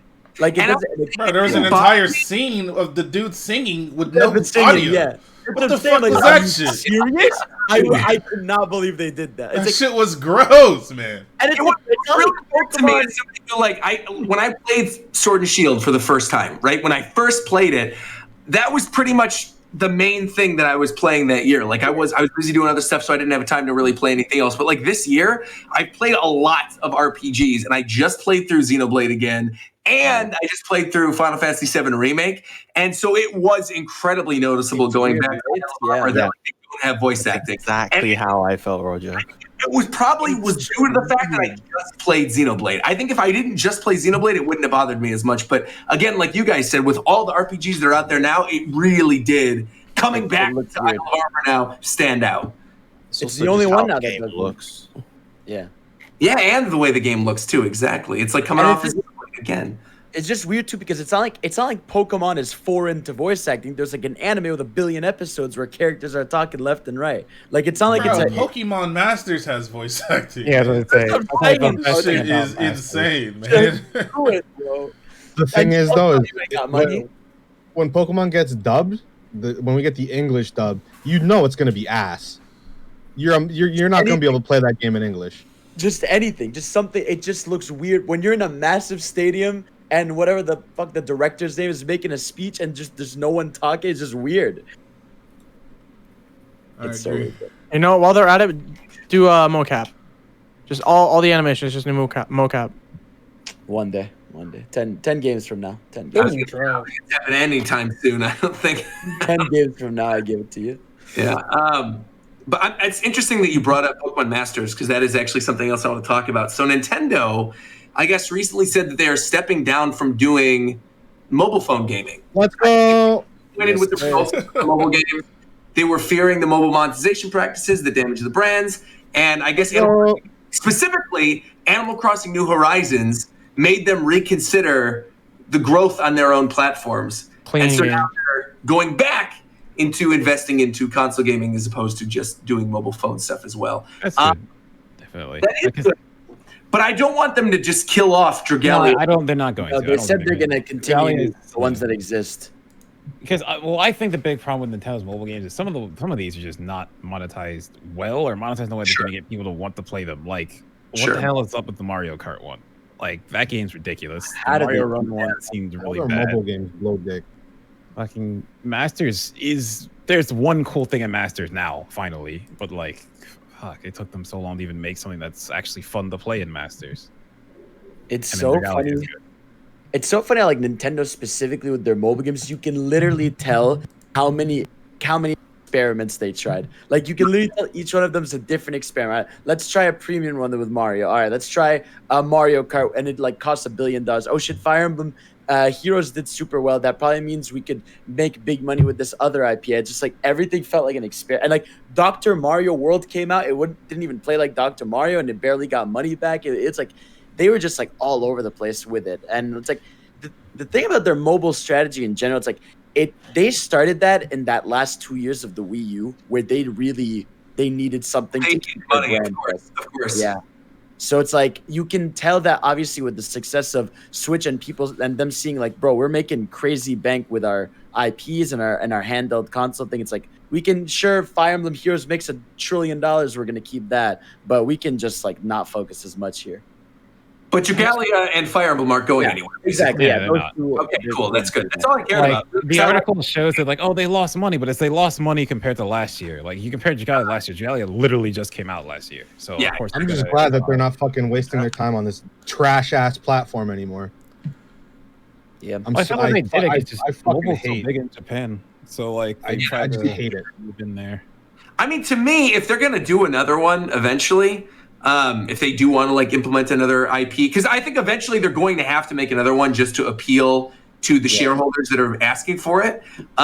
You know what does well? It's like these anime games. Just do like a Xenoblade 2 spin-off thing with the blades and then the cores, and have that be the gacha mechanic, and make that like that. I think would do better than the stuff they've been doing with Mario Kart, or even like with Super Mario 1, where they're investing all this money. Whereas with something like Xenoblade or Fire Emblem or Dragalia, you literally just make new JPEGs of the characters, have some a lot more than a fun battle mechanics, and that's it. You know, that's all they need to do. They can make like 1 million good gachas. They could make a fucking Paper Mario gacha, and it would be good. Yeah, they I don't know why they didn't. Yeah. Yeah. The other problem is it's like, a lot of these have been very hands off. Like DNA is running Masters, and DNA ran that shit pretty much into the ground, and it's finally making changes to fix it. But it's almost a year, and like half that player base is definitely gone. I was gonna say, do you think Masters is even something that's gonna continue? I feel like at least people. So Masters gonna hit its year. They're going to do the year. They're pretty much set on that. They are still planning new stuff. It doesn't seem like they're slowing down yet, but it's very obvious that like they're moving hard away from co-op. Nothing has come out for co-op in a long time in that game. So the co-op side of that game is basically dead. So it's like it's not looking amazing for it. Most certainly. Let's touch those models up and just let's use them for Sword and Shield. Let's dump Masters. Well, the Masters Pokemon models are just they're lower the DS game. Yeah. Yeah, they're lower poly. They just need to if they wanted to use them, they need to touch it up. Yeah, the trainers though are all really well done. Yeah. That's like that's what I love about That's Masters. what I'm saying. Like, well, they focus more on that kind of stuff. Upgrade those trainer models from Masters, reuse them, make a quick ass world tournament. I'd be fine with it. Wouldn't say anything. Well, like you said, they could put that in the Crown Tundra thing. If there's that Honey's talking about inviting people to the dojo from other regions, and they could do it, and they probably will. I can't imagine they won't. Another thing we got to talk about. This is like a stacked week in terms of news. There's a lot of stuff. I don't want to focus too long on this, but Tito, you brought up that you wanted to bring this up. I know Fidel, you're too. Crash 4. Yes, sir. That's so good. It looks very good. And the thing about that is it's the positive version of what Pokemon is doing. Pokemon doesn't change, but it doesn't change in a bad way. Whereas there are obvious things that need to be different for it to be a good game. It's not a good game, right? It could be a good game in 2020. Crash Bandicoot doesn't change in the good way, meaning that the concept is very simple.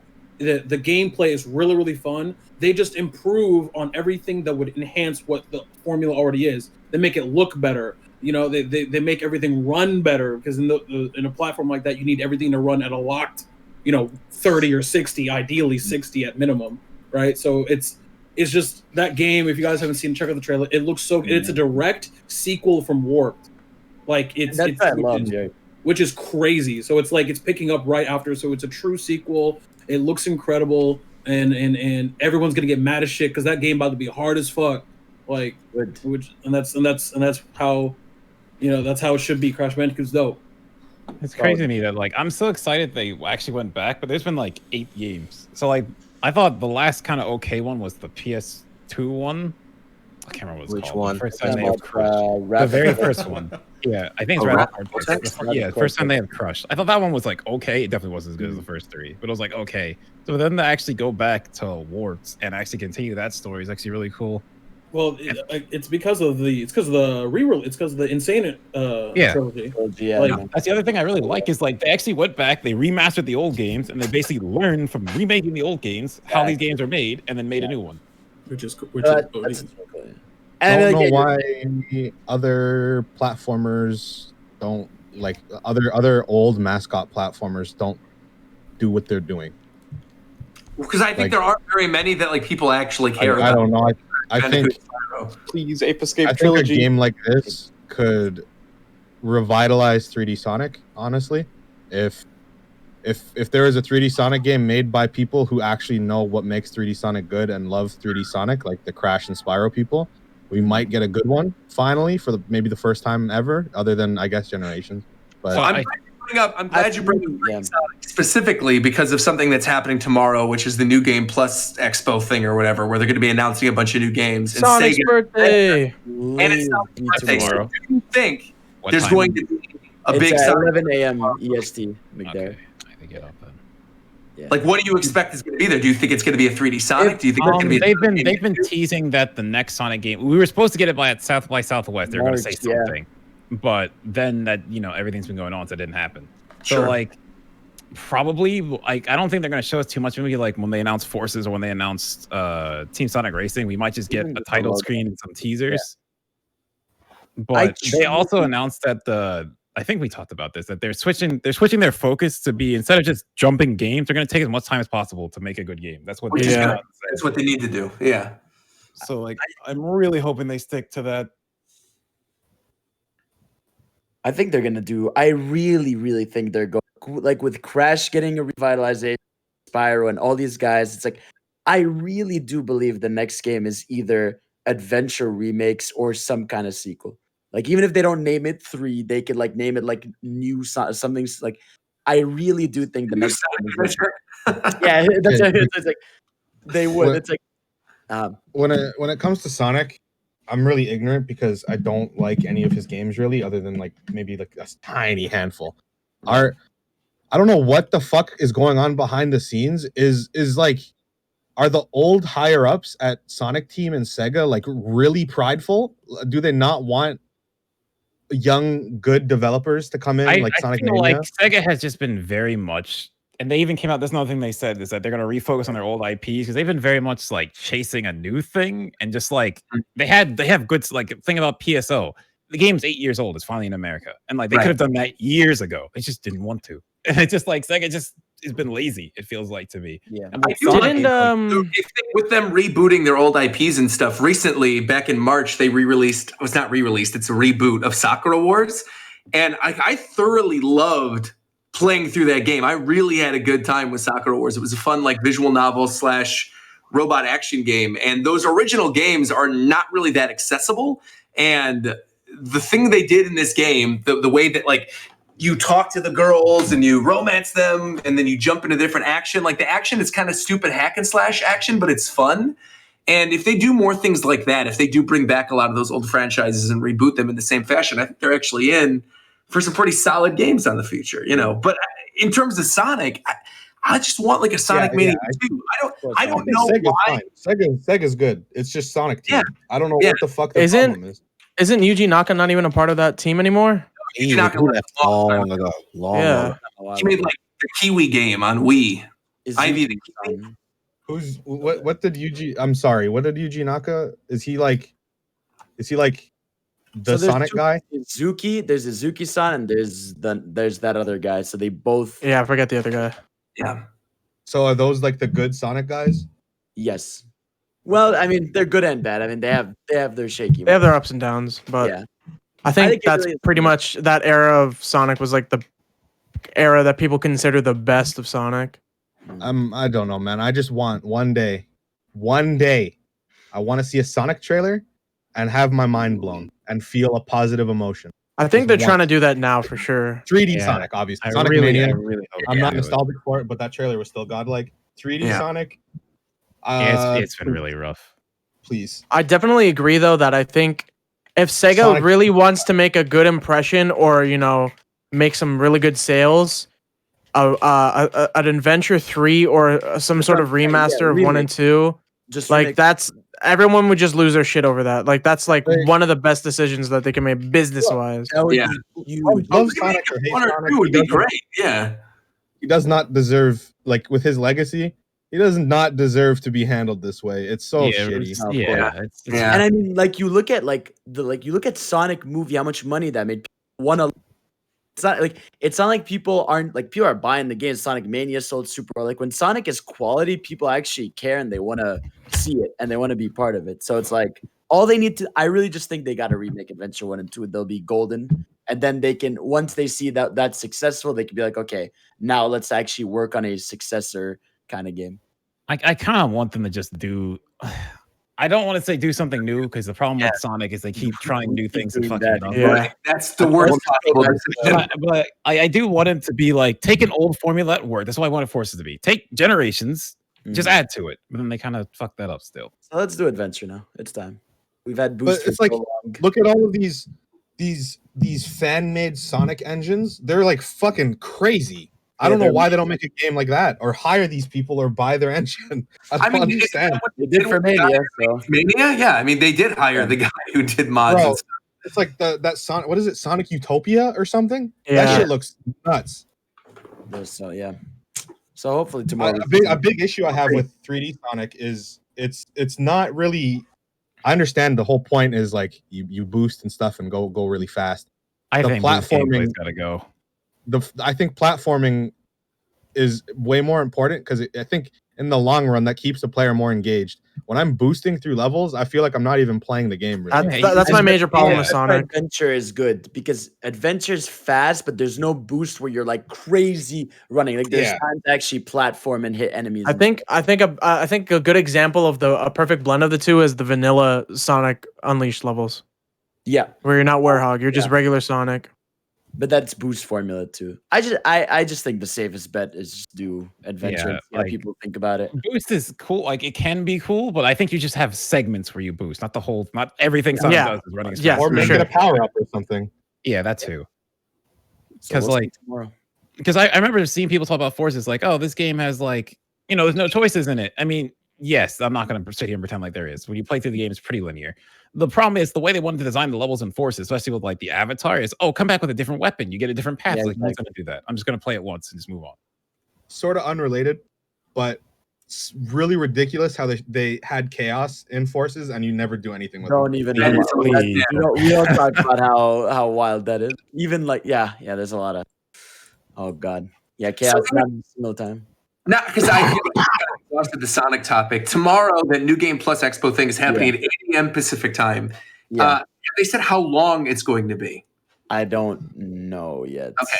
And we know there's an hour from Axis Games, Arc System Works, Grasshopper, Gung Ho Entertainment, Inti Creates, Koei Tecmo, NIS America, Natsume, Sega, SNK, and Way Forward, and Spike Chunsoft. And so beyond what is this? Even tomorrow morning, it's just a Japanese conference. Yeah. Oh, okay. So I'll wake up to game news. Yeah, you're gonna wake up to a lot of news. Yeah. It's 1 hour, Roger, by the way. It's 1 hour. Yeah. Beyond a Sonic game, which we're definitely going to get, and probably the localization announcement of Persona 5 Scramble, like what else do you think is going to be in here with the companies that are here? Like, I don't think we're going to get Shin Megami Tensei 5 news. I don't think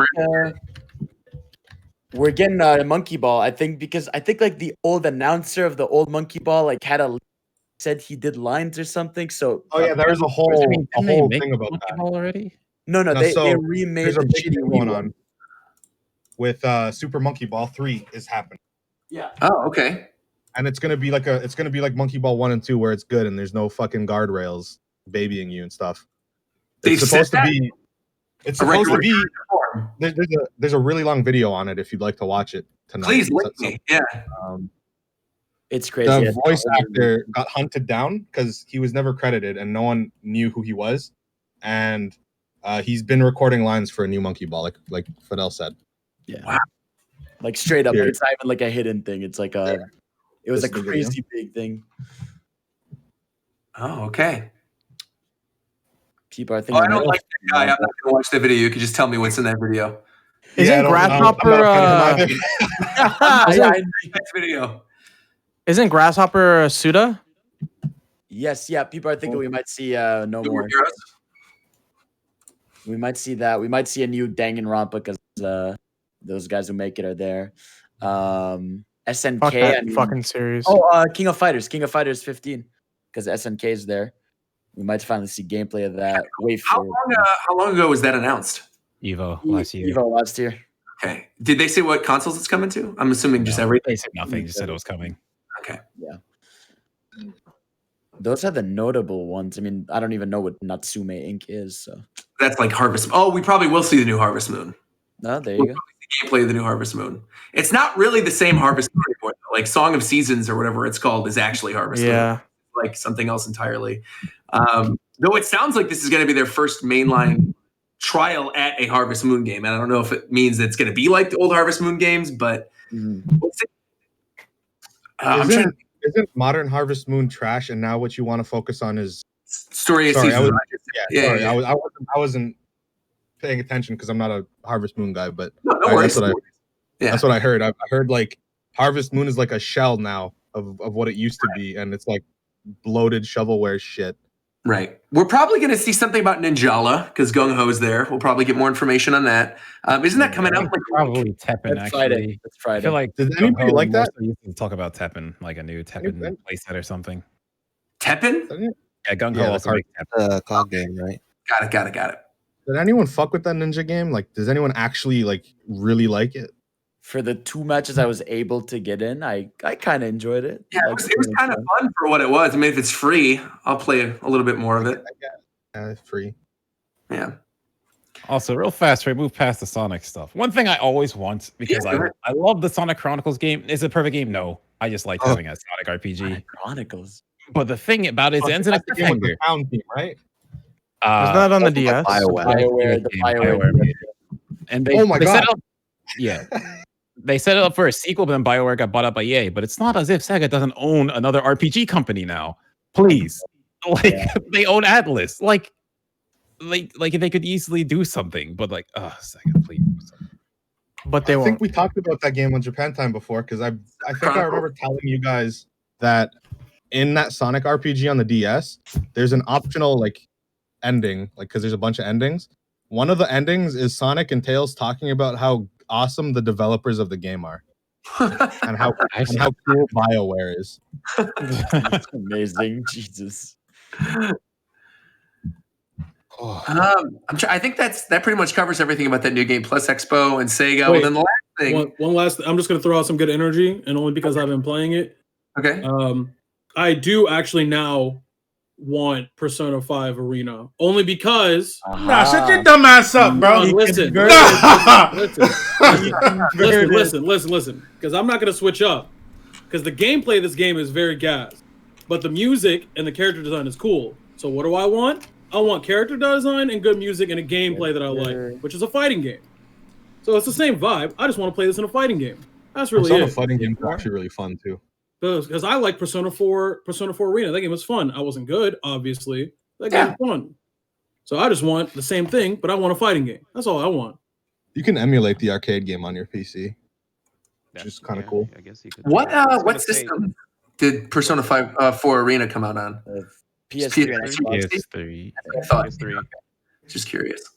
Yeah, so it would be cool if we actually got a fusion of Persona 3 Portable and FES for the fans. I would even be happier if they decided to actually rewrite the answer, because that had the potential to be something great, but some people feel like they could also live without it. I love Persona 3. We already have 4 Golden, so give us a proper fusion of Portable where we could play as the FEMC and the ability to control party members, where with Persona 3 FES, you get to see the cutscenes and all that, and obviously it'll be in spruced up graphics, and for those people who want to take on the answer, they can. I think that game is deserving of a remake, honestly. It is. I don't think Persona 3, honestly, it's cool, but it's so obnoxiously difficult for no reason at times. And when you lose, you get sent back so far. You got to go through that shit all again. I'd love for quality of life updates and stuff like that. Yeah, which is why I mentioned if when they for the portable version, if you go through Tartarus, I heard that people apparently didn't have to deal with the tired function. I think they introduced getting fatigued because they didn't want people to just sit there and grind, which is what I do whenever I play JRPGs. I don't even care if I'm streaming. I'll legit just grind. You could go to sleep. I'm fine, but I went to sleep, right? They fatigued my character, and I was like, damn, I gotta leave and go to sleep and, wake up the next day. But yeah, I think just like you said, Zeph, it would be awesome if they added some quality of life updates, which they did with Portable. A lot of people like the gameplay of Portable. It's a little bit more up to date. It definitely aged better because you could control party members, so it's better. Yeah.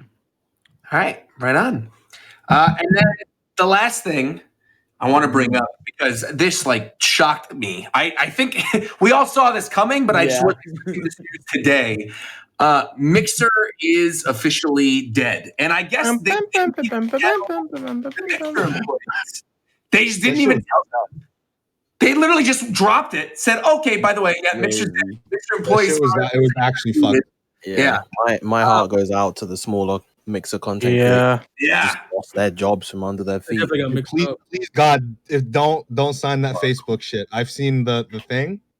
I've seen on Facebook, you can't swear or anything. It's crazy.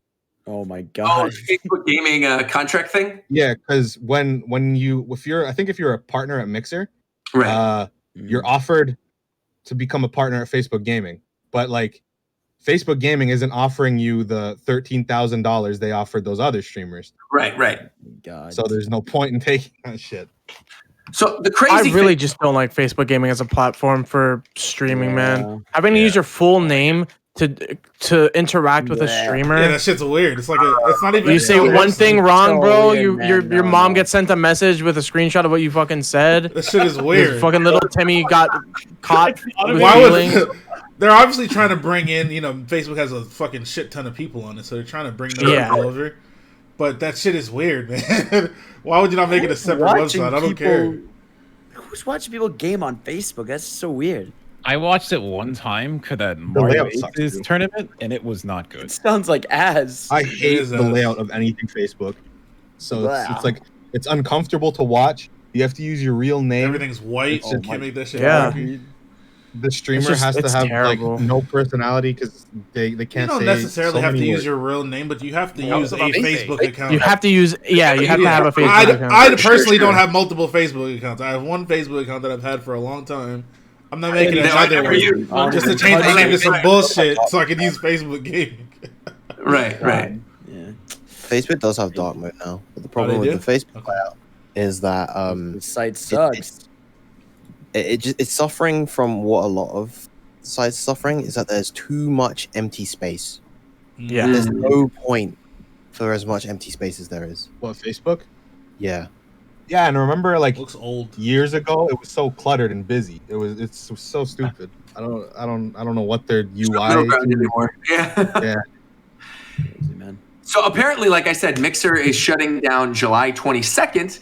But shout out to Ninja who got paid. And Ninja and Shroud, bud.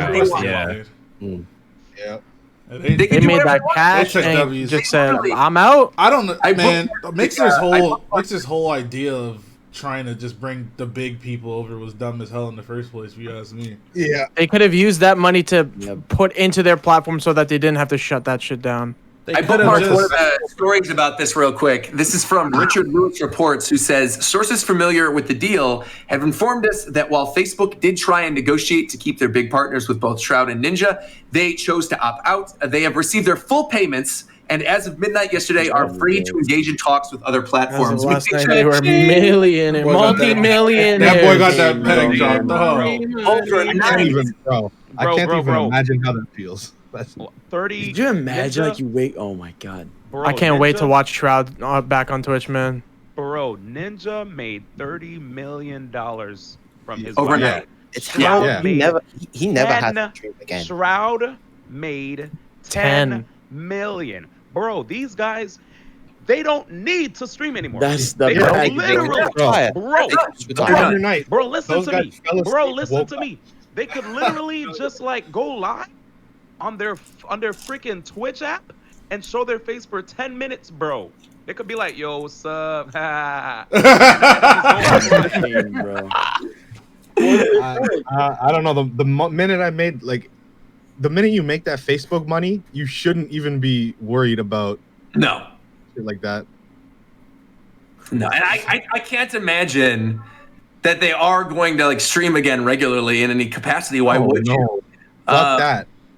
Yeah, I mean, why would you? Especially with like all the controversy Ninja's had in the past. I think he's done at this point. I don't think he's going to want to do anything else. He's done with what?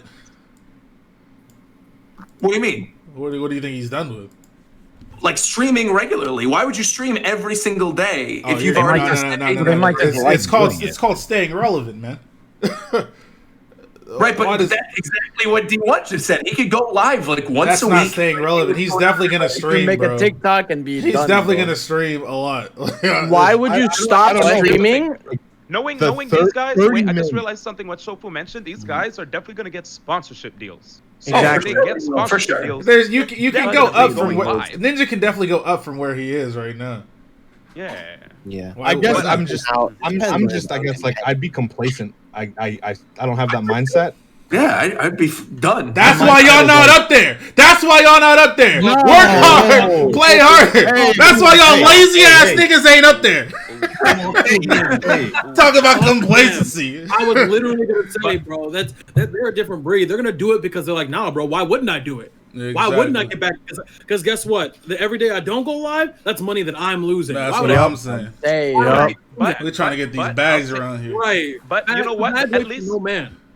But at least one thing, they're probably not gonna have to work as hard, right? Of course, like, they don't have to go. They don't have to go overtime or anything like that. Exactly. Yeah. Like look at Zero. Like Zero, he used to stream OD. Yo guys, we're gonna do like a 24-hour live stream. This character just came out for Smash. We don't see that anymore. My man. That man just makes reaction YouTube videos now. He doesn't care because he got that paper. He's like, yo guys, streaming Final Fantasy X. Yo guys, playing Fire Emblem hard mode. I mean, there's a difference though, because I'm assuming, like I said, even if you get the money, it doesn't mean you're necessarily gonna enjoy streaming on that platform. I doubt he enjoys streaming on Facebook. But what D1 just said brings up my point, right? Is that it's not that you're immediately just going to say, "Oh, I'm not going to stream ever." But I mean, obviously, all of us, if we're streamers, we like doing it because we like streaming. But my point is that you don't have to like do the exact same thing every day and grind on the exact same game every day. If that's the case, they can now do like what D1's saying is like Zero is just like streaming Final Fantasy, whatever he feels like playing. That's probably what we're going to see from a lot of these creators. People like Shroud and like Ninja is they'll play more of whatever they feel like playing. They're going to stream whatever they want to stream at this point now. They're not tied in to playing one game or streaming one thing. Or like you guys said too with the sponsorships is they're going to stream whatever they get paid to stream. Facts. Like Ninja literally, I remember he complained about not being able to stream other stuff that he wanted to play because his viewership would go down. Exactly. Who cares anymore? He can stream whatever he wants. Or he can stream eating a bag of chips, bro. He'll get fucking thousands of viewers and still balling. What I'm interested in seeing is whether or not they're going to be offered other exclusive contracts to streaming platforms again. I mean, Amazon has all the money in the world. I'm sure they can do that. Look, man, all I know is you gotta get the bag and secure it before you end up in one. You know what I'm saying? They got the bag though. They got the big bag. Nah, there's always a bigger bag. Bigger bag. You gotta secure the bag before you end up in one. Talk to these niggas. I'm trying to realize. Listen, it's different. All I know is if I get paid $30 million, I'm not streaming Fortnite for 24 hours every day. I'm telling you that right now. Fortnite. Maybe he likes Fortnite. He does like Fortnite. There it is. I'm sure he does. I'm gonna tell you right now, too. A lot of times when I go to these events, I'll Going to hear work. these streamers complain about how, I want to just stream a different game, man. But I feel like if I do a different game that I really like, people not gonna want to tune in, and then they might potentially lose relevancy. Hold on, let me tell you. Hold on, I'm gonna say this. Wait, I'm gonna say this. This is why you diversify your content. If you set this up from the beginning and you say I'm covering all these easier said than done, my friend. Obviously, it's difficult if you've already cultivated a huge fan base doing one thing. But if I have already seeded out diversifying that content, you can eventually do whatever you want. Easier said than done. Unless you don't have the personality to back it up. I agree with Shofu. Easier said than done.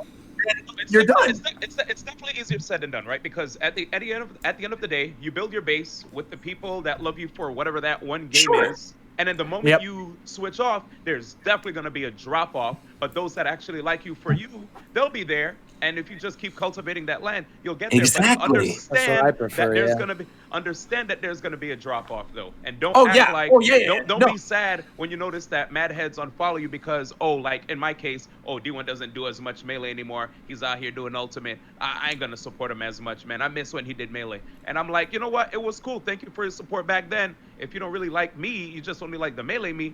Be gone. Like I'm cool. Exactly. Look, man, I don't even agree with the method that you're speaking of. It's much easier to start doing one thing and then branch out, but you have to make good content. Most people don't make good content. Of course.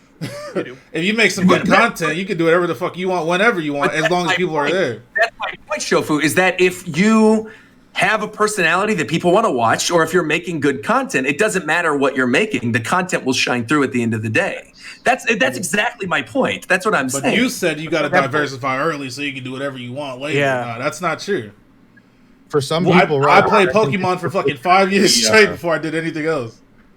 For certain people, I think it's impossible. Like, there's a lot of top Smash players that have no personality at all. That's the big difference, right? You mean most of them? They stream Smash, they'll get their like 200, 300 viewers, and then they'll switch games and have 5. So they'll play Dragon Quest and have 4 viewers.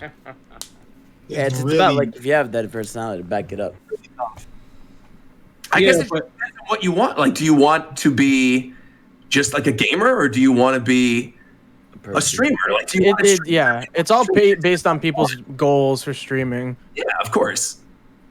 Well, especially if you like your thing was competitive. Like you think of someone like Ninja, thing is like competitive Fortnite or whatever.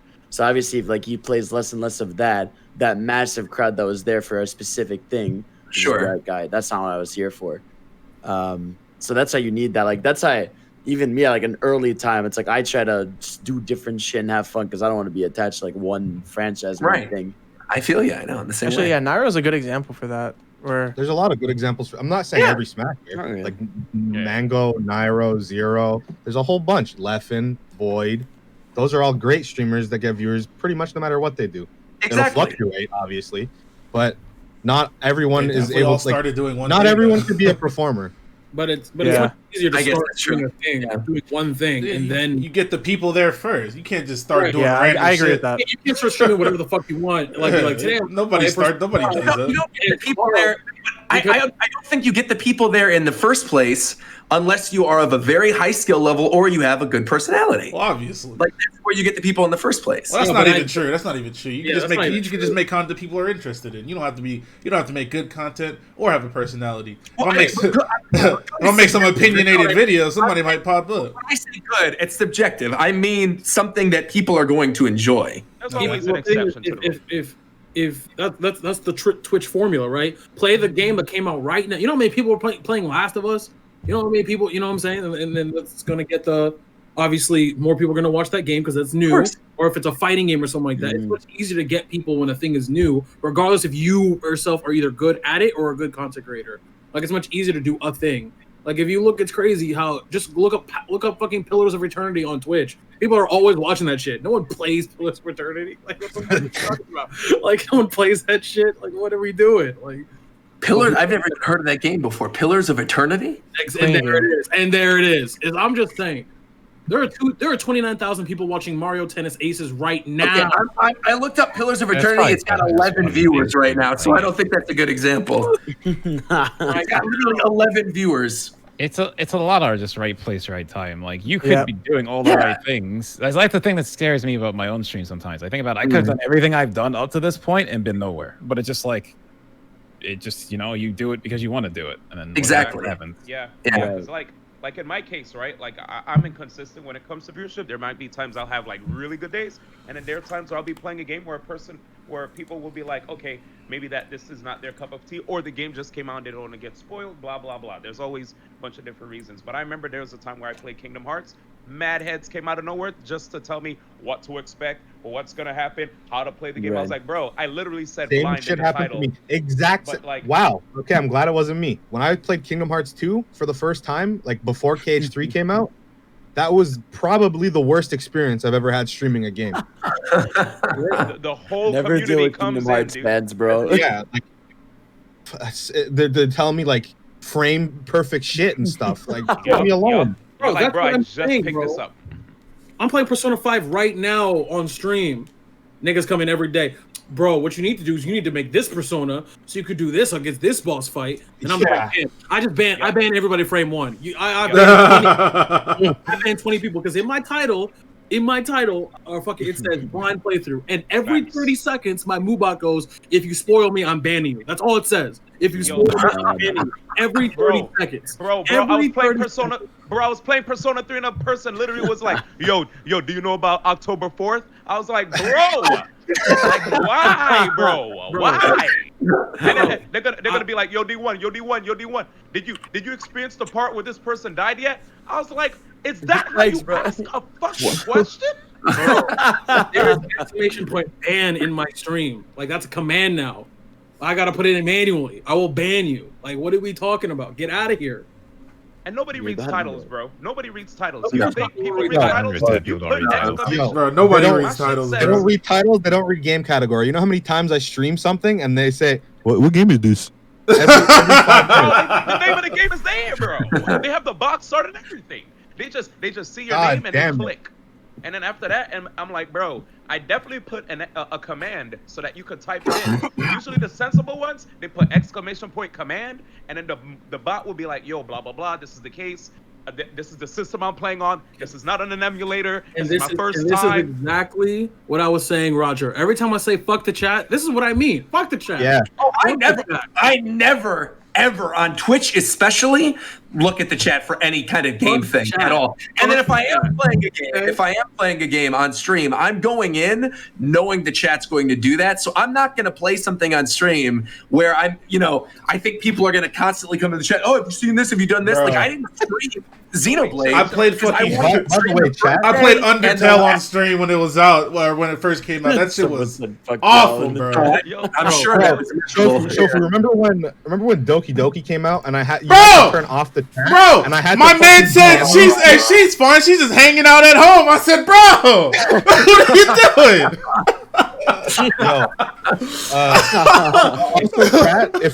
If you're the ones specifically getting mad at this, you're the ones we're talking about, okay? Just so you know. When I say the chat is laughing. I'm just saying, the ones that are getting mad, you're the ones. When I say literally, the chat, shit, bro. I'm telling you, the people, they know. They're like, yeah, fuck us. We're trash. Like they know. Bro, the worst shit. I guess I played Undertale. I played Undertale, and it's like, these people know damn well they didn't get these puzzles right first try. I make one mistake, whole chat on my ass. Like, damn, can I play this game? Can I learn what I'm supposed to do? Trial and error. Y'all heard of trial and error, motherfuckers? Have you? Let me explain why that is. It's because those people have nothing going on in their lives at all, and they want to feel better about themselves, and they see a streamer playing through something for the first time, and they feel like they know something better than the streamer, and so they want to make it known to the world that they're better than the streamer. They want people to know. You know, here's one thing I gotta say though. I just want to say that if you could actually train your community.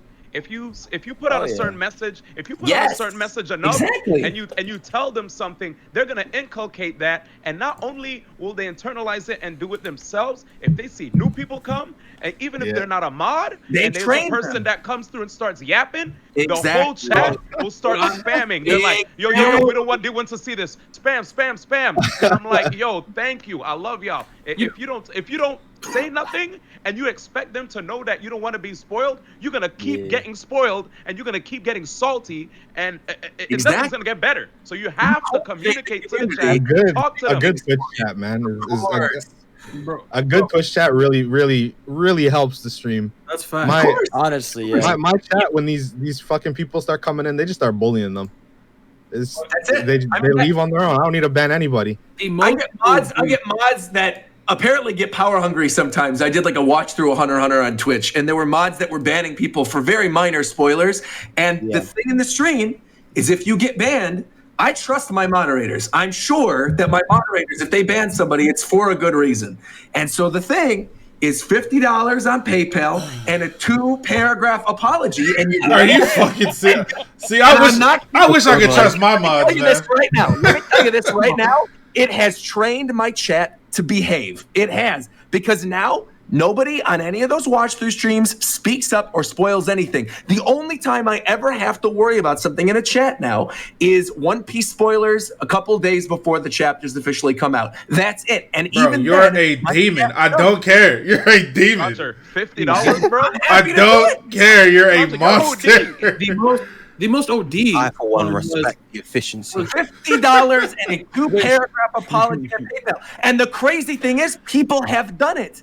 Oh my God. Roger, you are college teacher. You are a demon. Teacher. You are robbing. This is pure exploitation. It's not a demon. I think straight up extortion, bro. They go in with that expectation. I say a businessman. Is it exploitation? No, it's not. Straight up extortion, bro. Nah, they don't have to do it. They don't have to watch the stream. It's not their right to sit and watch my stream. Textbook extortion. Talk to him. I won't unban you until you pay up. Extortion, straight up, bro. Amazing, bro. The most OD that I couldn't even do something like that because I got sensitive ass mods. Like Duncan be banning people for literally nothing. McDare be doing that shit. My mods. Okay, hold on. Shut the hell up talking to me. No, every time you ban somebody, I see it. I see you. I see you down there. I had no. Because last time I banned someone, I was like, maybe that was too hard to ban. He was just joking. Let me unban him. 2 seconds later, Shofu banned him. It's like okay then. Okay, no, because that way you talking about the other day. That dude said he said the hard R. That's bad. Getting banned for that. That's different. That's way different. But somebody said sometimes I'm justified to ban people, and then you gotta call it out in chat. It's like, okay, I got this sword for one reason. Then I can't swing it. Nah, bro, because you banning people for personal attacks. That's fact. That hasn't happened. That hasn't happened in a year. It's been a year. Bro, anybody talk shit about McDerrick, then Duncan and get banned instantly, bro. It's been a year. I haven't done that in a year. I never banned anybody in Shofu chat. I never banned anybody. But hold on. But Shofu's bringing up another really interesting point, which holds true for my chat as well. Is if I see a message was banned and I don't believe they should have been banned for it, then I personally unban them. The $50 rule, whatever, gets waived. But if you come into my chat saying some dumb shit about the end of Bleach when I'm 20 episodes into Bleach, you're gonna get banned, and I expect my $50. No, I'm just saying, Roger, man. Here's the thing I want to say too, fam. Like, I don't like super ban happy mods. Like my own mods, when I realized in the beginning, they were like, super strict about making sure I don't get spoiled. Every little tiny thing that they felt like could allude to a conversation about spoiling, they would shoot on sight. That's perfect. That's what they should be doing. But I understand. But I understand that. But sometimes I tell them it's better to educate before you ban. Because like here's the thing, right? You don't wanna just straight up shoot everybody because like people gonna come to the stream and before they even know it, they're already dead. Like if they didn't outright spoil anything and they only almost like sparked the conversation that could have went in a bad direction, it's like yo, chill. D1 doesn't want to get spoiled. This might lead to a conversation. All right, cool. But then if you just shoot them, what are they gonna learn, bro? You shot him, bro. They gonna learn this. They're trying to protect you. You told them to do it. They're trying to protect you. You can't give him a gun with right. Not to shoot. Shoot that guy if he says anything. He shot him. What you talking about? He's trying to help you, bro. I'm just saying, man. I've had times where I let people get educated and they became like long-staying members of the community. That realized, that's my bad. You know who else became a long-staying member of the community? I'm going to tell this story. I think I've talked about this on Japan Time before. Long-standing member of my community now. All right, there was a guy who frequently, during all of my YouTube streams of the One Piece live reactions, would spam every single week after I started moving to the official release, whatever the major spoiler was of that week's chapter prior to me doing the reviews. I saw this guy every single week. I'm not going to say his name, but I know his name. I remember his name vividly. My mods would always go ban his accounts every single time I saw the name. All right, jump to last year's Anime Expo, where I did my Rogers base meetup, and I'm asking everybody, oh, hey, cool, it's really nice to meet you. Like, what's your name? Like, would I recognize you in the chat? And this guy says his name and says, hey, can I get a picture? And I flat out was like, nope, I know who you are. And guess what happened? He was embarrassed in front of all of the fans, and now I see him every single stream, and he is the first one to ban people for spoilers. So what D1 is saying is correct. You can convert certain people. You can. Right. You just need to publicly embarrass them. And then hold on. Oh my God. You hit him with the... I don't do that. You hit him with the parental guilt, bro. Roger, a fucking demon. You're a demon, bro. Roger's a demon. You are a demon. Did you pay $100? This man struck fear into a man's eyes and made him start modding for him. Nothing but extortion and straight up abuse. You are a demon. Roger's a kingpin. See, but the thing is, it's never undeserved. But it's never undeserved. It's never undeserved is the important thing. You're not doing this to random people. You do this to what T1 and Shofu's bringing up. It's the malicious people who go in and in particular are trying to ruin your experiences. If those people are coming to your chat ruining your experiences, they have no right to be in your chat to say some stupid thing. There's all these other streamers. If you want to cultivate your audience, you cultivate your audience. You teach them what's okay and what's not okay. That's it. That's all you gotta do. Yeah, the fact you embarrassed him publicly and he came back. Here's the thing that the thing is, though, but you guys know me. I mean, you understand. It was a situation in which he said, "Oh, can I get a picture?" And I'm having a meetup with all my fans, and he says his name, and I know this spoiler person. And I'm like, no, I'm not going to take a picture with you. He immediately apologized in real life because he didn't think in a million years his favorite content creator would remember his name. And then he came back to the stream. And a lot of the time, those people who are like the #1 haters, the people who hate you so much, they're upset at you because you didn't tweet at them on their birthday. That's literally all it was, is that they tweeted you to be like, oh, wish me a happy birthday message or whatever. And you missed it because there's hundreds of people tweeting at you at the same time. And you created these monsters who then hate you. And all it takes is a little bit of attention and a little bit of love and telling them, hey, that's not okay. And then they'll be fine. That's it. Bro. Pokemon, please unblock me. You're a demon. Why are you blocked by why'd she block you? Wait, I'm not actually blocked by her. I'm not actually. blocked. Leffen, please unblock me. Who got blocked? Why are you blocked by Leffen? Leffen one day decided to tweet. One day, Leffen, there was some Smash drama going on, and Leffen was like, God, I'm so tired of these Smashers. They're like so self-centered, blah, blah, blah, blah, blah. He did like this whole giant paragraph. All I replied to him was a picture of a dog playing Guitar Hero, and he blocked me. I remember that shit too. Yo, Roger, I don't know if you saw it, but Ape Escape just died. Yeah. What? Yeah, the 20th anniversary Twitter just closed down. This is breaking news. Oh, you just posted it in the podcast thing. Oh yeah. Breaking news. Exactly 1 year later, it looks like the Ape Escape 20th anniversary account is closing down with no new game announcements. Got him. Well, what the fuck is the point, man? Okay. No! Sorry. All right. Well, I'm going to tell you the best Ape Escape experience I ever had was the Metal Gear Peace Walker mission where you play with the Ape Escape monkeys. That was so fun. Snake. That was the best. I loved that. You should just make your people who want to get unbanned in your chat run the set. That's what I do. You want to get unbanned, you got to run the set in the game that I pick. No, because then No, because that runs the risk of then bringing back someone. No, because they're not winning. You don't know that. Yes, I do, because because I picked the game. If they don't have it, I win by forfeit. That's facts. Yeah, you could say some dumb shit. That's true. Be like, all right, you want to get unbanned? Sure, you play me in Power Rangers Battle for the Grid right now. And you're like, I don't have that game. Well, you lose. Well, I guess I win.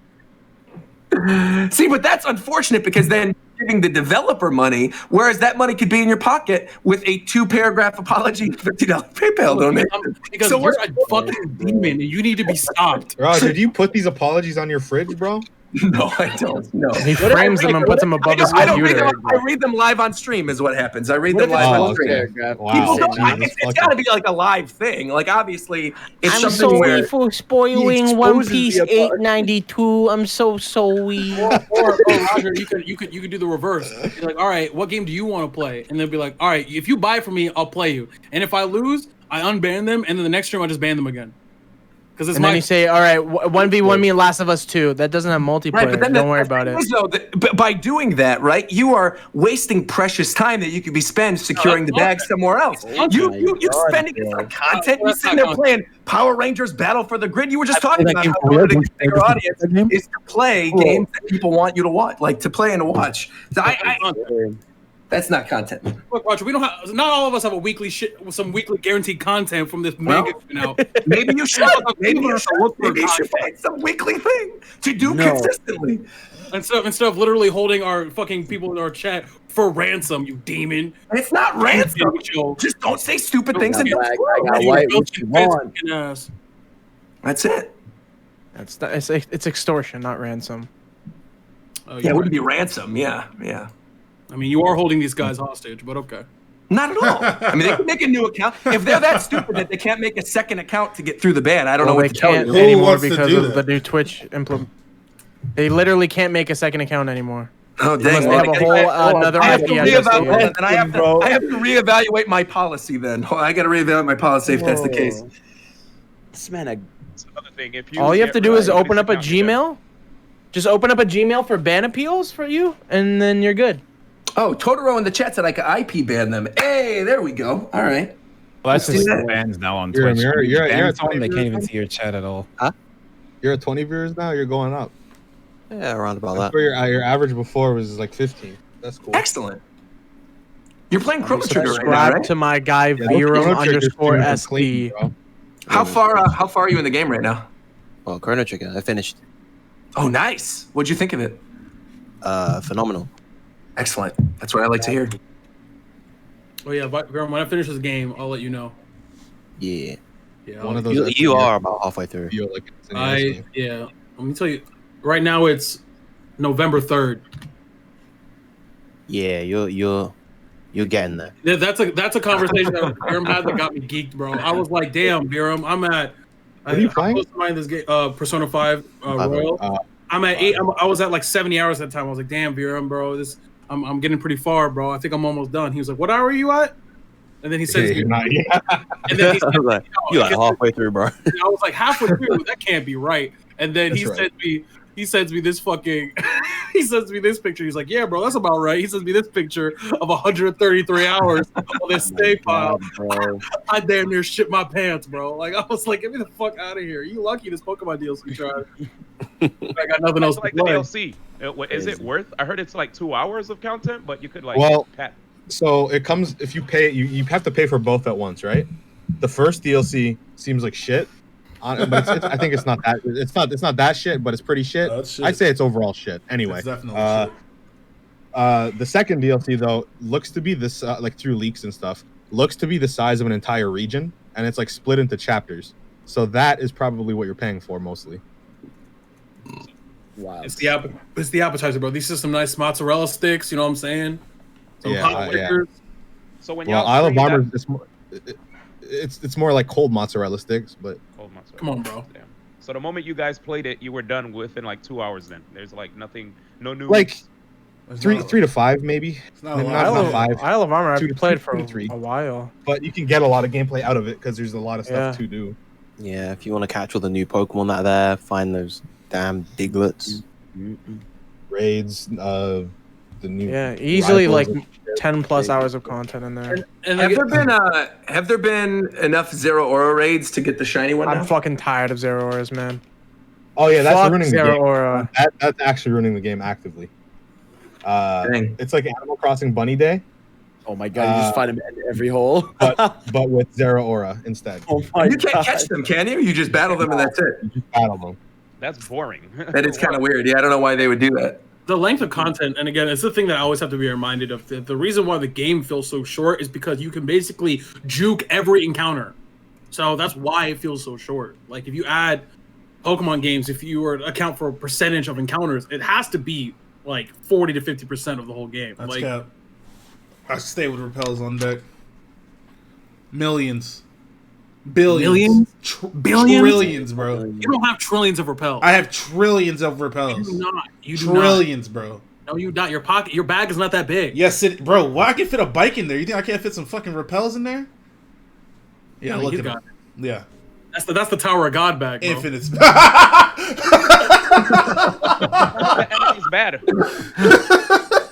That's the Tower of God bag. That's the man. That show's trash. Anyway. So hold on. So I watched up to episode 12. Has anybody else watched it? Yeah. We're doing I've never this? seen one episode, and there was a character that I got confused and thought was a girl, but it was a guy, and I'm upset.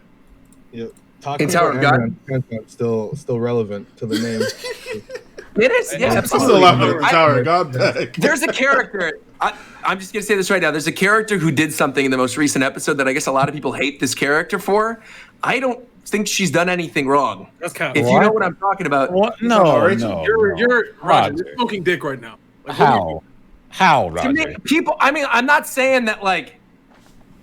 I don't know. Right, I right, just you know I what, feel like you know what? Here's what This we're guy gonna doesn't do. even know what he's saying. Watch Tower of God up to. If you're not done with it, that trash ass anime, you better leave now. let me explain. We're gonna talk about this shit. Bam, In 3, Bam as a 2, character 1. is way too trusting. Bam is way too trusting. Way too trusting.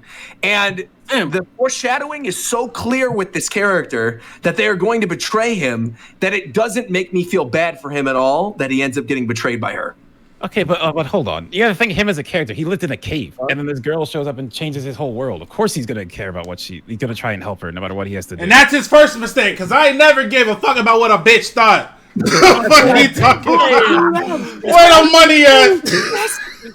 God damn. Talk to this nigga, man. I'm tired of this. They're fucking simping around Tower of Simps ass, trash ass dick. See, my issue with Bam is not the fact that he's too trusting. It's the fact that he has the personality of a slice of bread. Right. Yeah, he's pretty dry.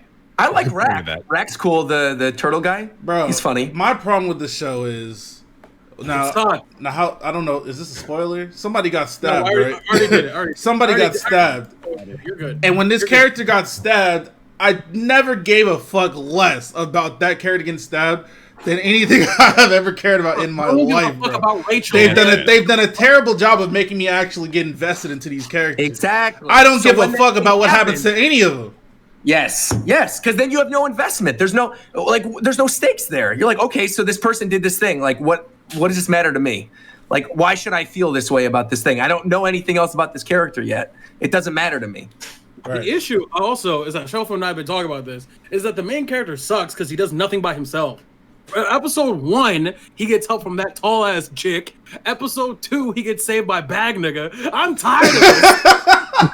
I'm tired of this. I see it as it's like, I don't know, it's almost a coming of age. Obviously, it's probably what the whole story is. I haven't read any further, so I'm just watching what happens. But it's obviously like the character sucks, but you're supposed to suck, and he grows into something. That's basically. Well, that's every shonen on planet Earth, but the way they do it in this anime is not the way, man.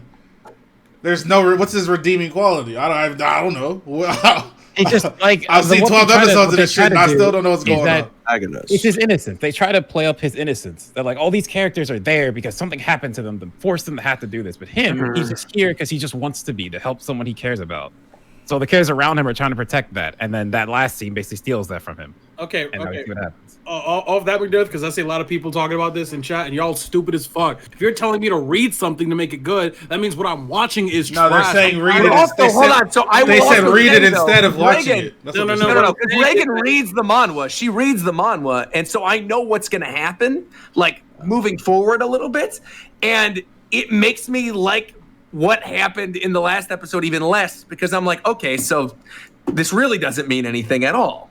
Because going into I don't want to say too much, but basically the characters that we've cared about so far up to this point are basically irrelevant moving into what I'm assuming is going to be the second season. So it's like, why should I care about any of ahead that that's not relatable to anything. I know, but I'm telling you to warn you so that if you go in thinking you should care, that it's irrelevant. People equivocate an IP to the different mediums of that IP. So if I'm watching an anime, I'm watching the anime. I'm not reading the so you can't be like, well, you should read the manhwa. You should read the manga. Right. Like that's a dog shit argument, because basically you're telling me, oh, that movie trash. Don't read the book. Yeah, the anime is not good enough, so you got to read the manhwa to make it make everything. To make it good, exactly. To fill in the empty spaces of the anime left in. Of course. Look, you know that bag has like 3 chapters dedicated to only his bag. Like, like, what the fuck is up with this bag? Like, I can't. That's the bag. That's bag. Yeah, man. That show is cock on the block. I'm tired of it. Yeah. It is what it is, though. Like I said, if the manhwa is good or it's better, that's fine. But pretty much every single person that told me Tower God was good or is going to be good was a manhwa reader. I don't think I know a single person who just pulled up raw anime and said that shit was fire. Go read Solo Leveling, man. Solo Leveling's great. This anime is pretty slow in general. Like Tower God's like one of the only things out that's like, okay, well, I'm actually looking forward to seeing what happens in this. What are the other things that are out there? For me, it's Tower God, Gleipnir was yes, sir. And then like it's Eighth Sun is whatever that ended. What is that? Hold on. I went on Crunchyroll and I went on their front page. The name of the show is literally The Eighth Son ? Are you kidding me? ? That's the name of the show. Every episode is something happens. Like I think one was like a rock in a hard place. Are you kidding me? It's like every episode. And that was okay. It's the super powerful character in a new world kind of stuff. The best title for an anime ever is Isekai. I don't want to get hurt, so I maxed out my defense. That's the best title. Yeah, that actually was really good. That's the best title of an anime. I don't want to get hurt, so I maxed out my defense. Yes, sir. That one is actually really funny. That actually does sound funny. Well, you guys could go watch One Piece, though. Yeah, next season, new RE0 season. No. Waiting on that. The best thing of this season is Kaguya-sama. Season 2. That's the best thing of this season. I haven't watched the thing first this yet. season is my Twitch stream. Go watch Okay. that shit. That shit's fire. Where's my cut, though? It's not wrong. Also, Yeah, One Piece really was on a break for so long. Like I was enjoying One Piece and then going on a super hard break, and I'm just like, yeah. Well, One Piece is now coming back officially this weekend, along with Digimon. They're both coming back. Right. There's a lot of people though who hate the current story arc in the manga and loved the previous one, Whole Cake Island. And like, I am not a fan of Whole Cake Island at all, but I like what's going on in the manga now. So it's like it flip flops. My problem with this current one is just the anime doing the anime things where something very simple takes an entire episode. Oh, sure. Yeah, I mean, that's One Piece in general. Yeah. Damn. Yeah. Well, I think that's enough for the show. We talked about a lot of stuff. And if you didn't like it, that's fine. Shofu will ban you, and you have to donate $50 to his PayPal account, and he'll unban you. That's so huge. I think that Chrono Trigger. Wraps it up. Yeah, play Chrono Trigger. Look forward to Min Min next week. I'm sure we're going to do another Japan time after she comes out. I don't know if she's going to come out like on the evening of the 29th, or it's going to be something where she comes out in the morning. They usually do it in the afternoon. Isn't it usually 9 p.m.? Yeah, Well, then we should wait till next Tuesday instead of next Monday. Then we should do it like the day after. Yeah. So we'll do that. So we'll be back next Tuesday talking about Min Min and our experiences with her and whatever other things get announced at New Game Plus and whatever other things get announced on Wednesday at the Pokemon thing. And look forward to Detective Pikachu 2. No. And we'll talk to you guys later. Yes, sir. No. Yes, sir. No. So, bro, look at this tweet, bro. This is the Ja Rule, bro. I'm not watching this right now. You gotta save this for the stream, bro. This is real, by the way. That's the craziest part. Ja Rule stars in Greek deli commercial, and honestly, it's hilarious. Let's watch it. Let's watch this live on stream right now. Throw it up. This will be the end of Japan time this week. We're gonna watch this live on stream. Here we go. Hold on, let me bring it up in Discord right quick. Yeah, bro. It's all right. That's my guy, Ja Rule. What you got here? My guy. All right, let's watch this. Papa Cristo's Greek Deli. Okay. I'm gonna regret this. That make you wanna slap your mama. Papa Cristo's got the best motherfucking gyros. Make your life so good. Yo, why is he throwing the? You got to have Peters. They got everything. I'm gonna just give you a rundown of some of my favorites. They got tzatziki. Hold on. Octopi tequila. Well, whatever. But it's good. What the Copper pizza. And they got wine. I'm telling you, come on down to Papa Cristo's. You can't even pronounce the food. Yo, what is going on? You can't even pronounce the food. Look where he's at. No, what the fuck? Come on down to Papa Cristo's. 2771 West Boulevard, Pico. Hey, hold on. That's in motherfucking LA? I'm pulling up. Get it delivered. Papa Cristo's. IRL stream? Ooh, make you want to Pico Boulevard. I'll do it live Japan time. Hey. Okay. Hey. Huh? Okay. All Well then. I love it. Yeah, man. Let me go and get the fuck out of here. What the hell is that, bro? Oh my god. That's down the street. Hey, so go ahead and order for that shit. Tell me Yeah, if it's Pico wrong. Boulevard. That's close. Go ahead and Roger order trying that to shit. pull Tell me if up? it's wrong. I'm right. Well, not now. Yeah, obviously not now. I will when quarantine's over. When we can when go quarantine's inside, over, when we can go outside, we go. You give me a day, we're going. Papa What's the name of the restaurant again? Papa Cristo. He said it 30 times. It's time. Hold on. Food's so good you can't even pronounce that shit. Bro, the food is so good you can't pronounce that shit. That's not good. Oh, bro, I know exactly where this is. Of course I'll meet you there. Hell yeah. Papa Cristo's Greek Deli. Let's go. This looks good. Heck yeah. Yes, sir. This is 15 minutes from my house. It's time. That's what I'm saying. John Road, he sold us. All right, I'm leaving. Peace.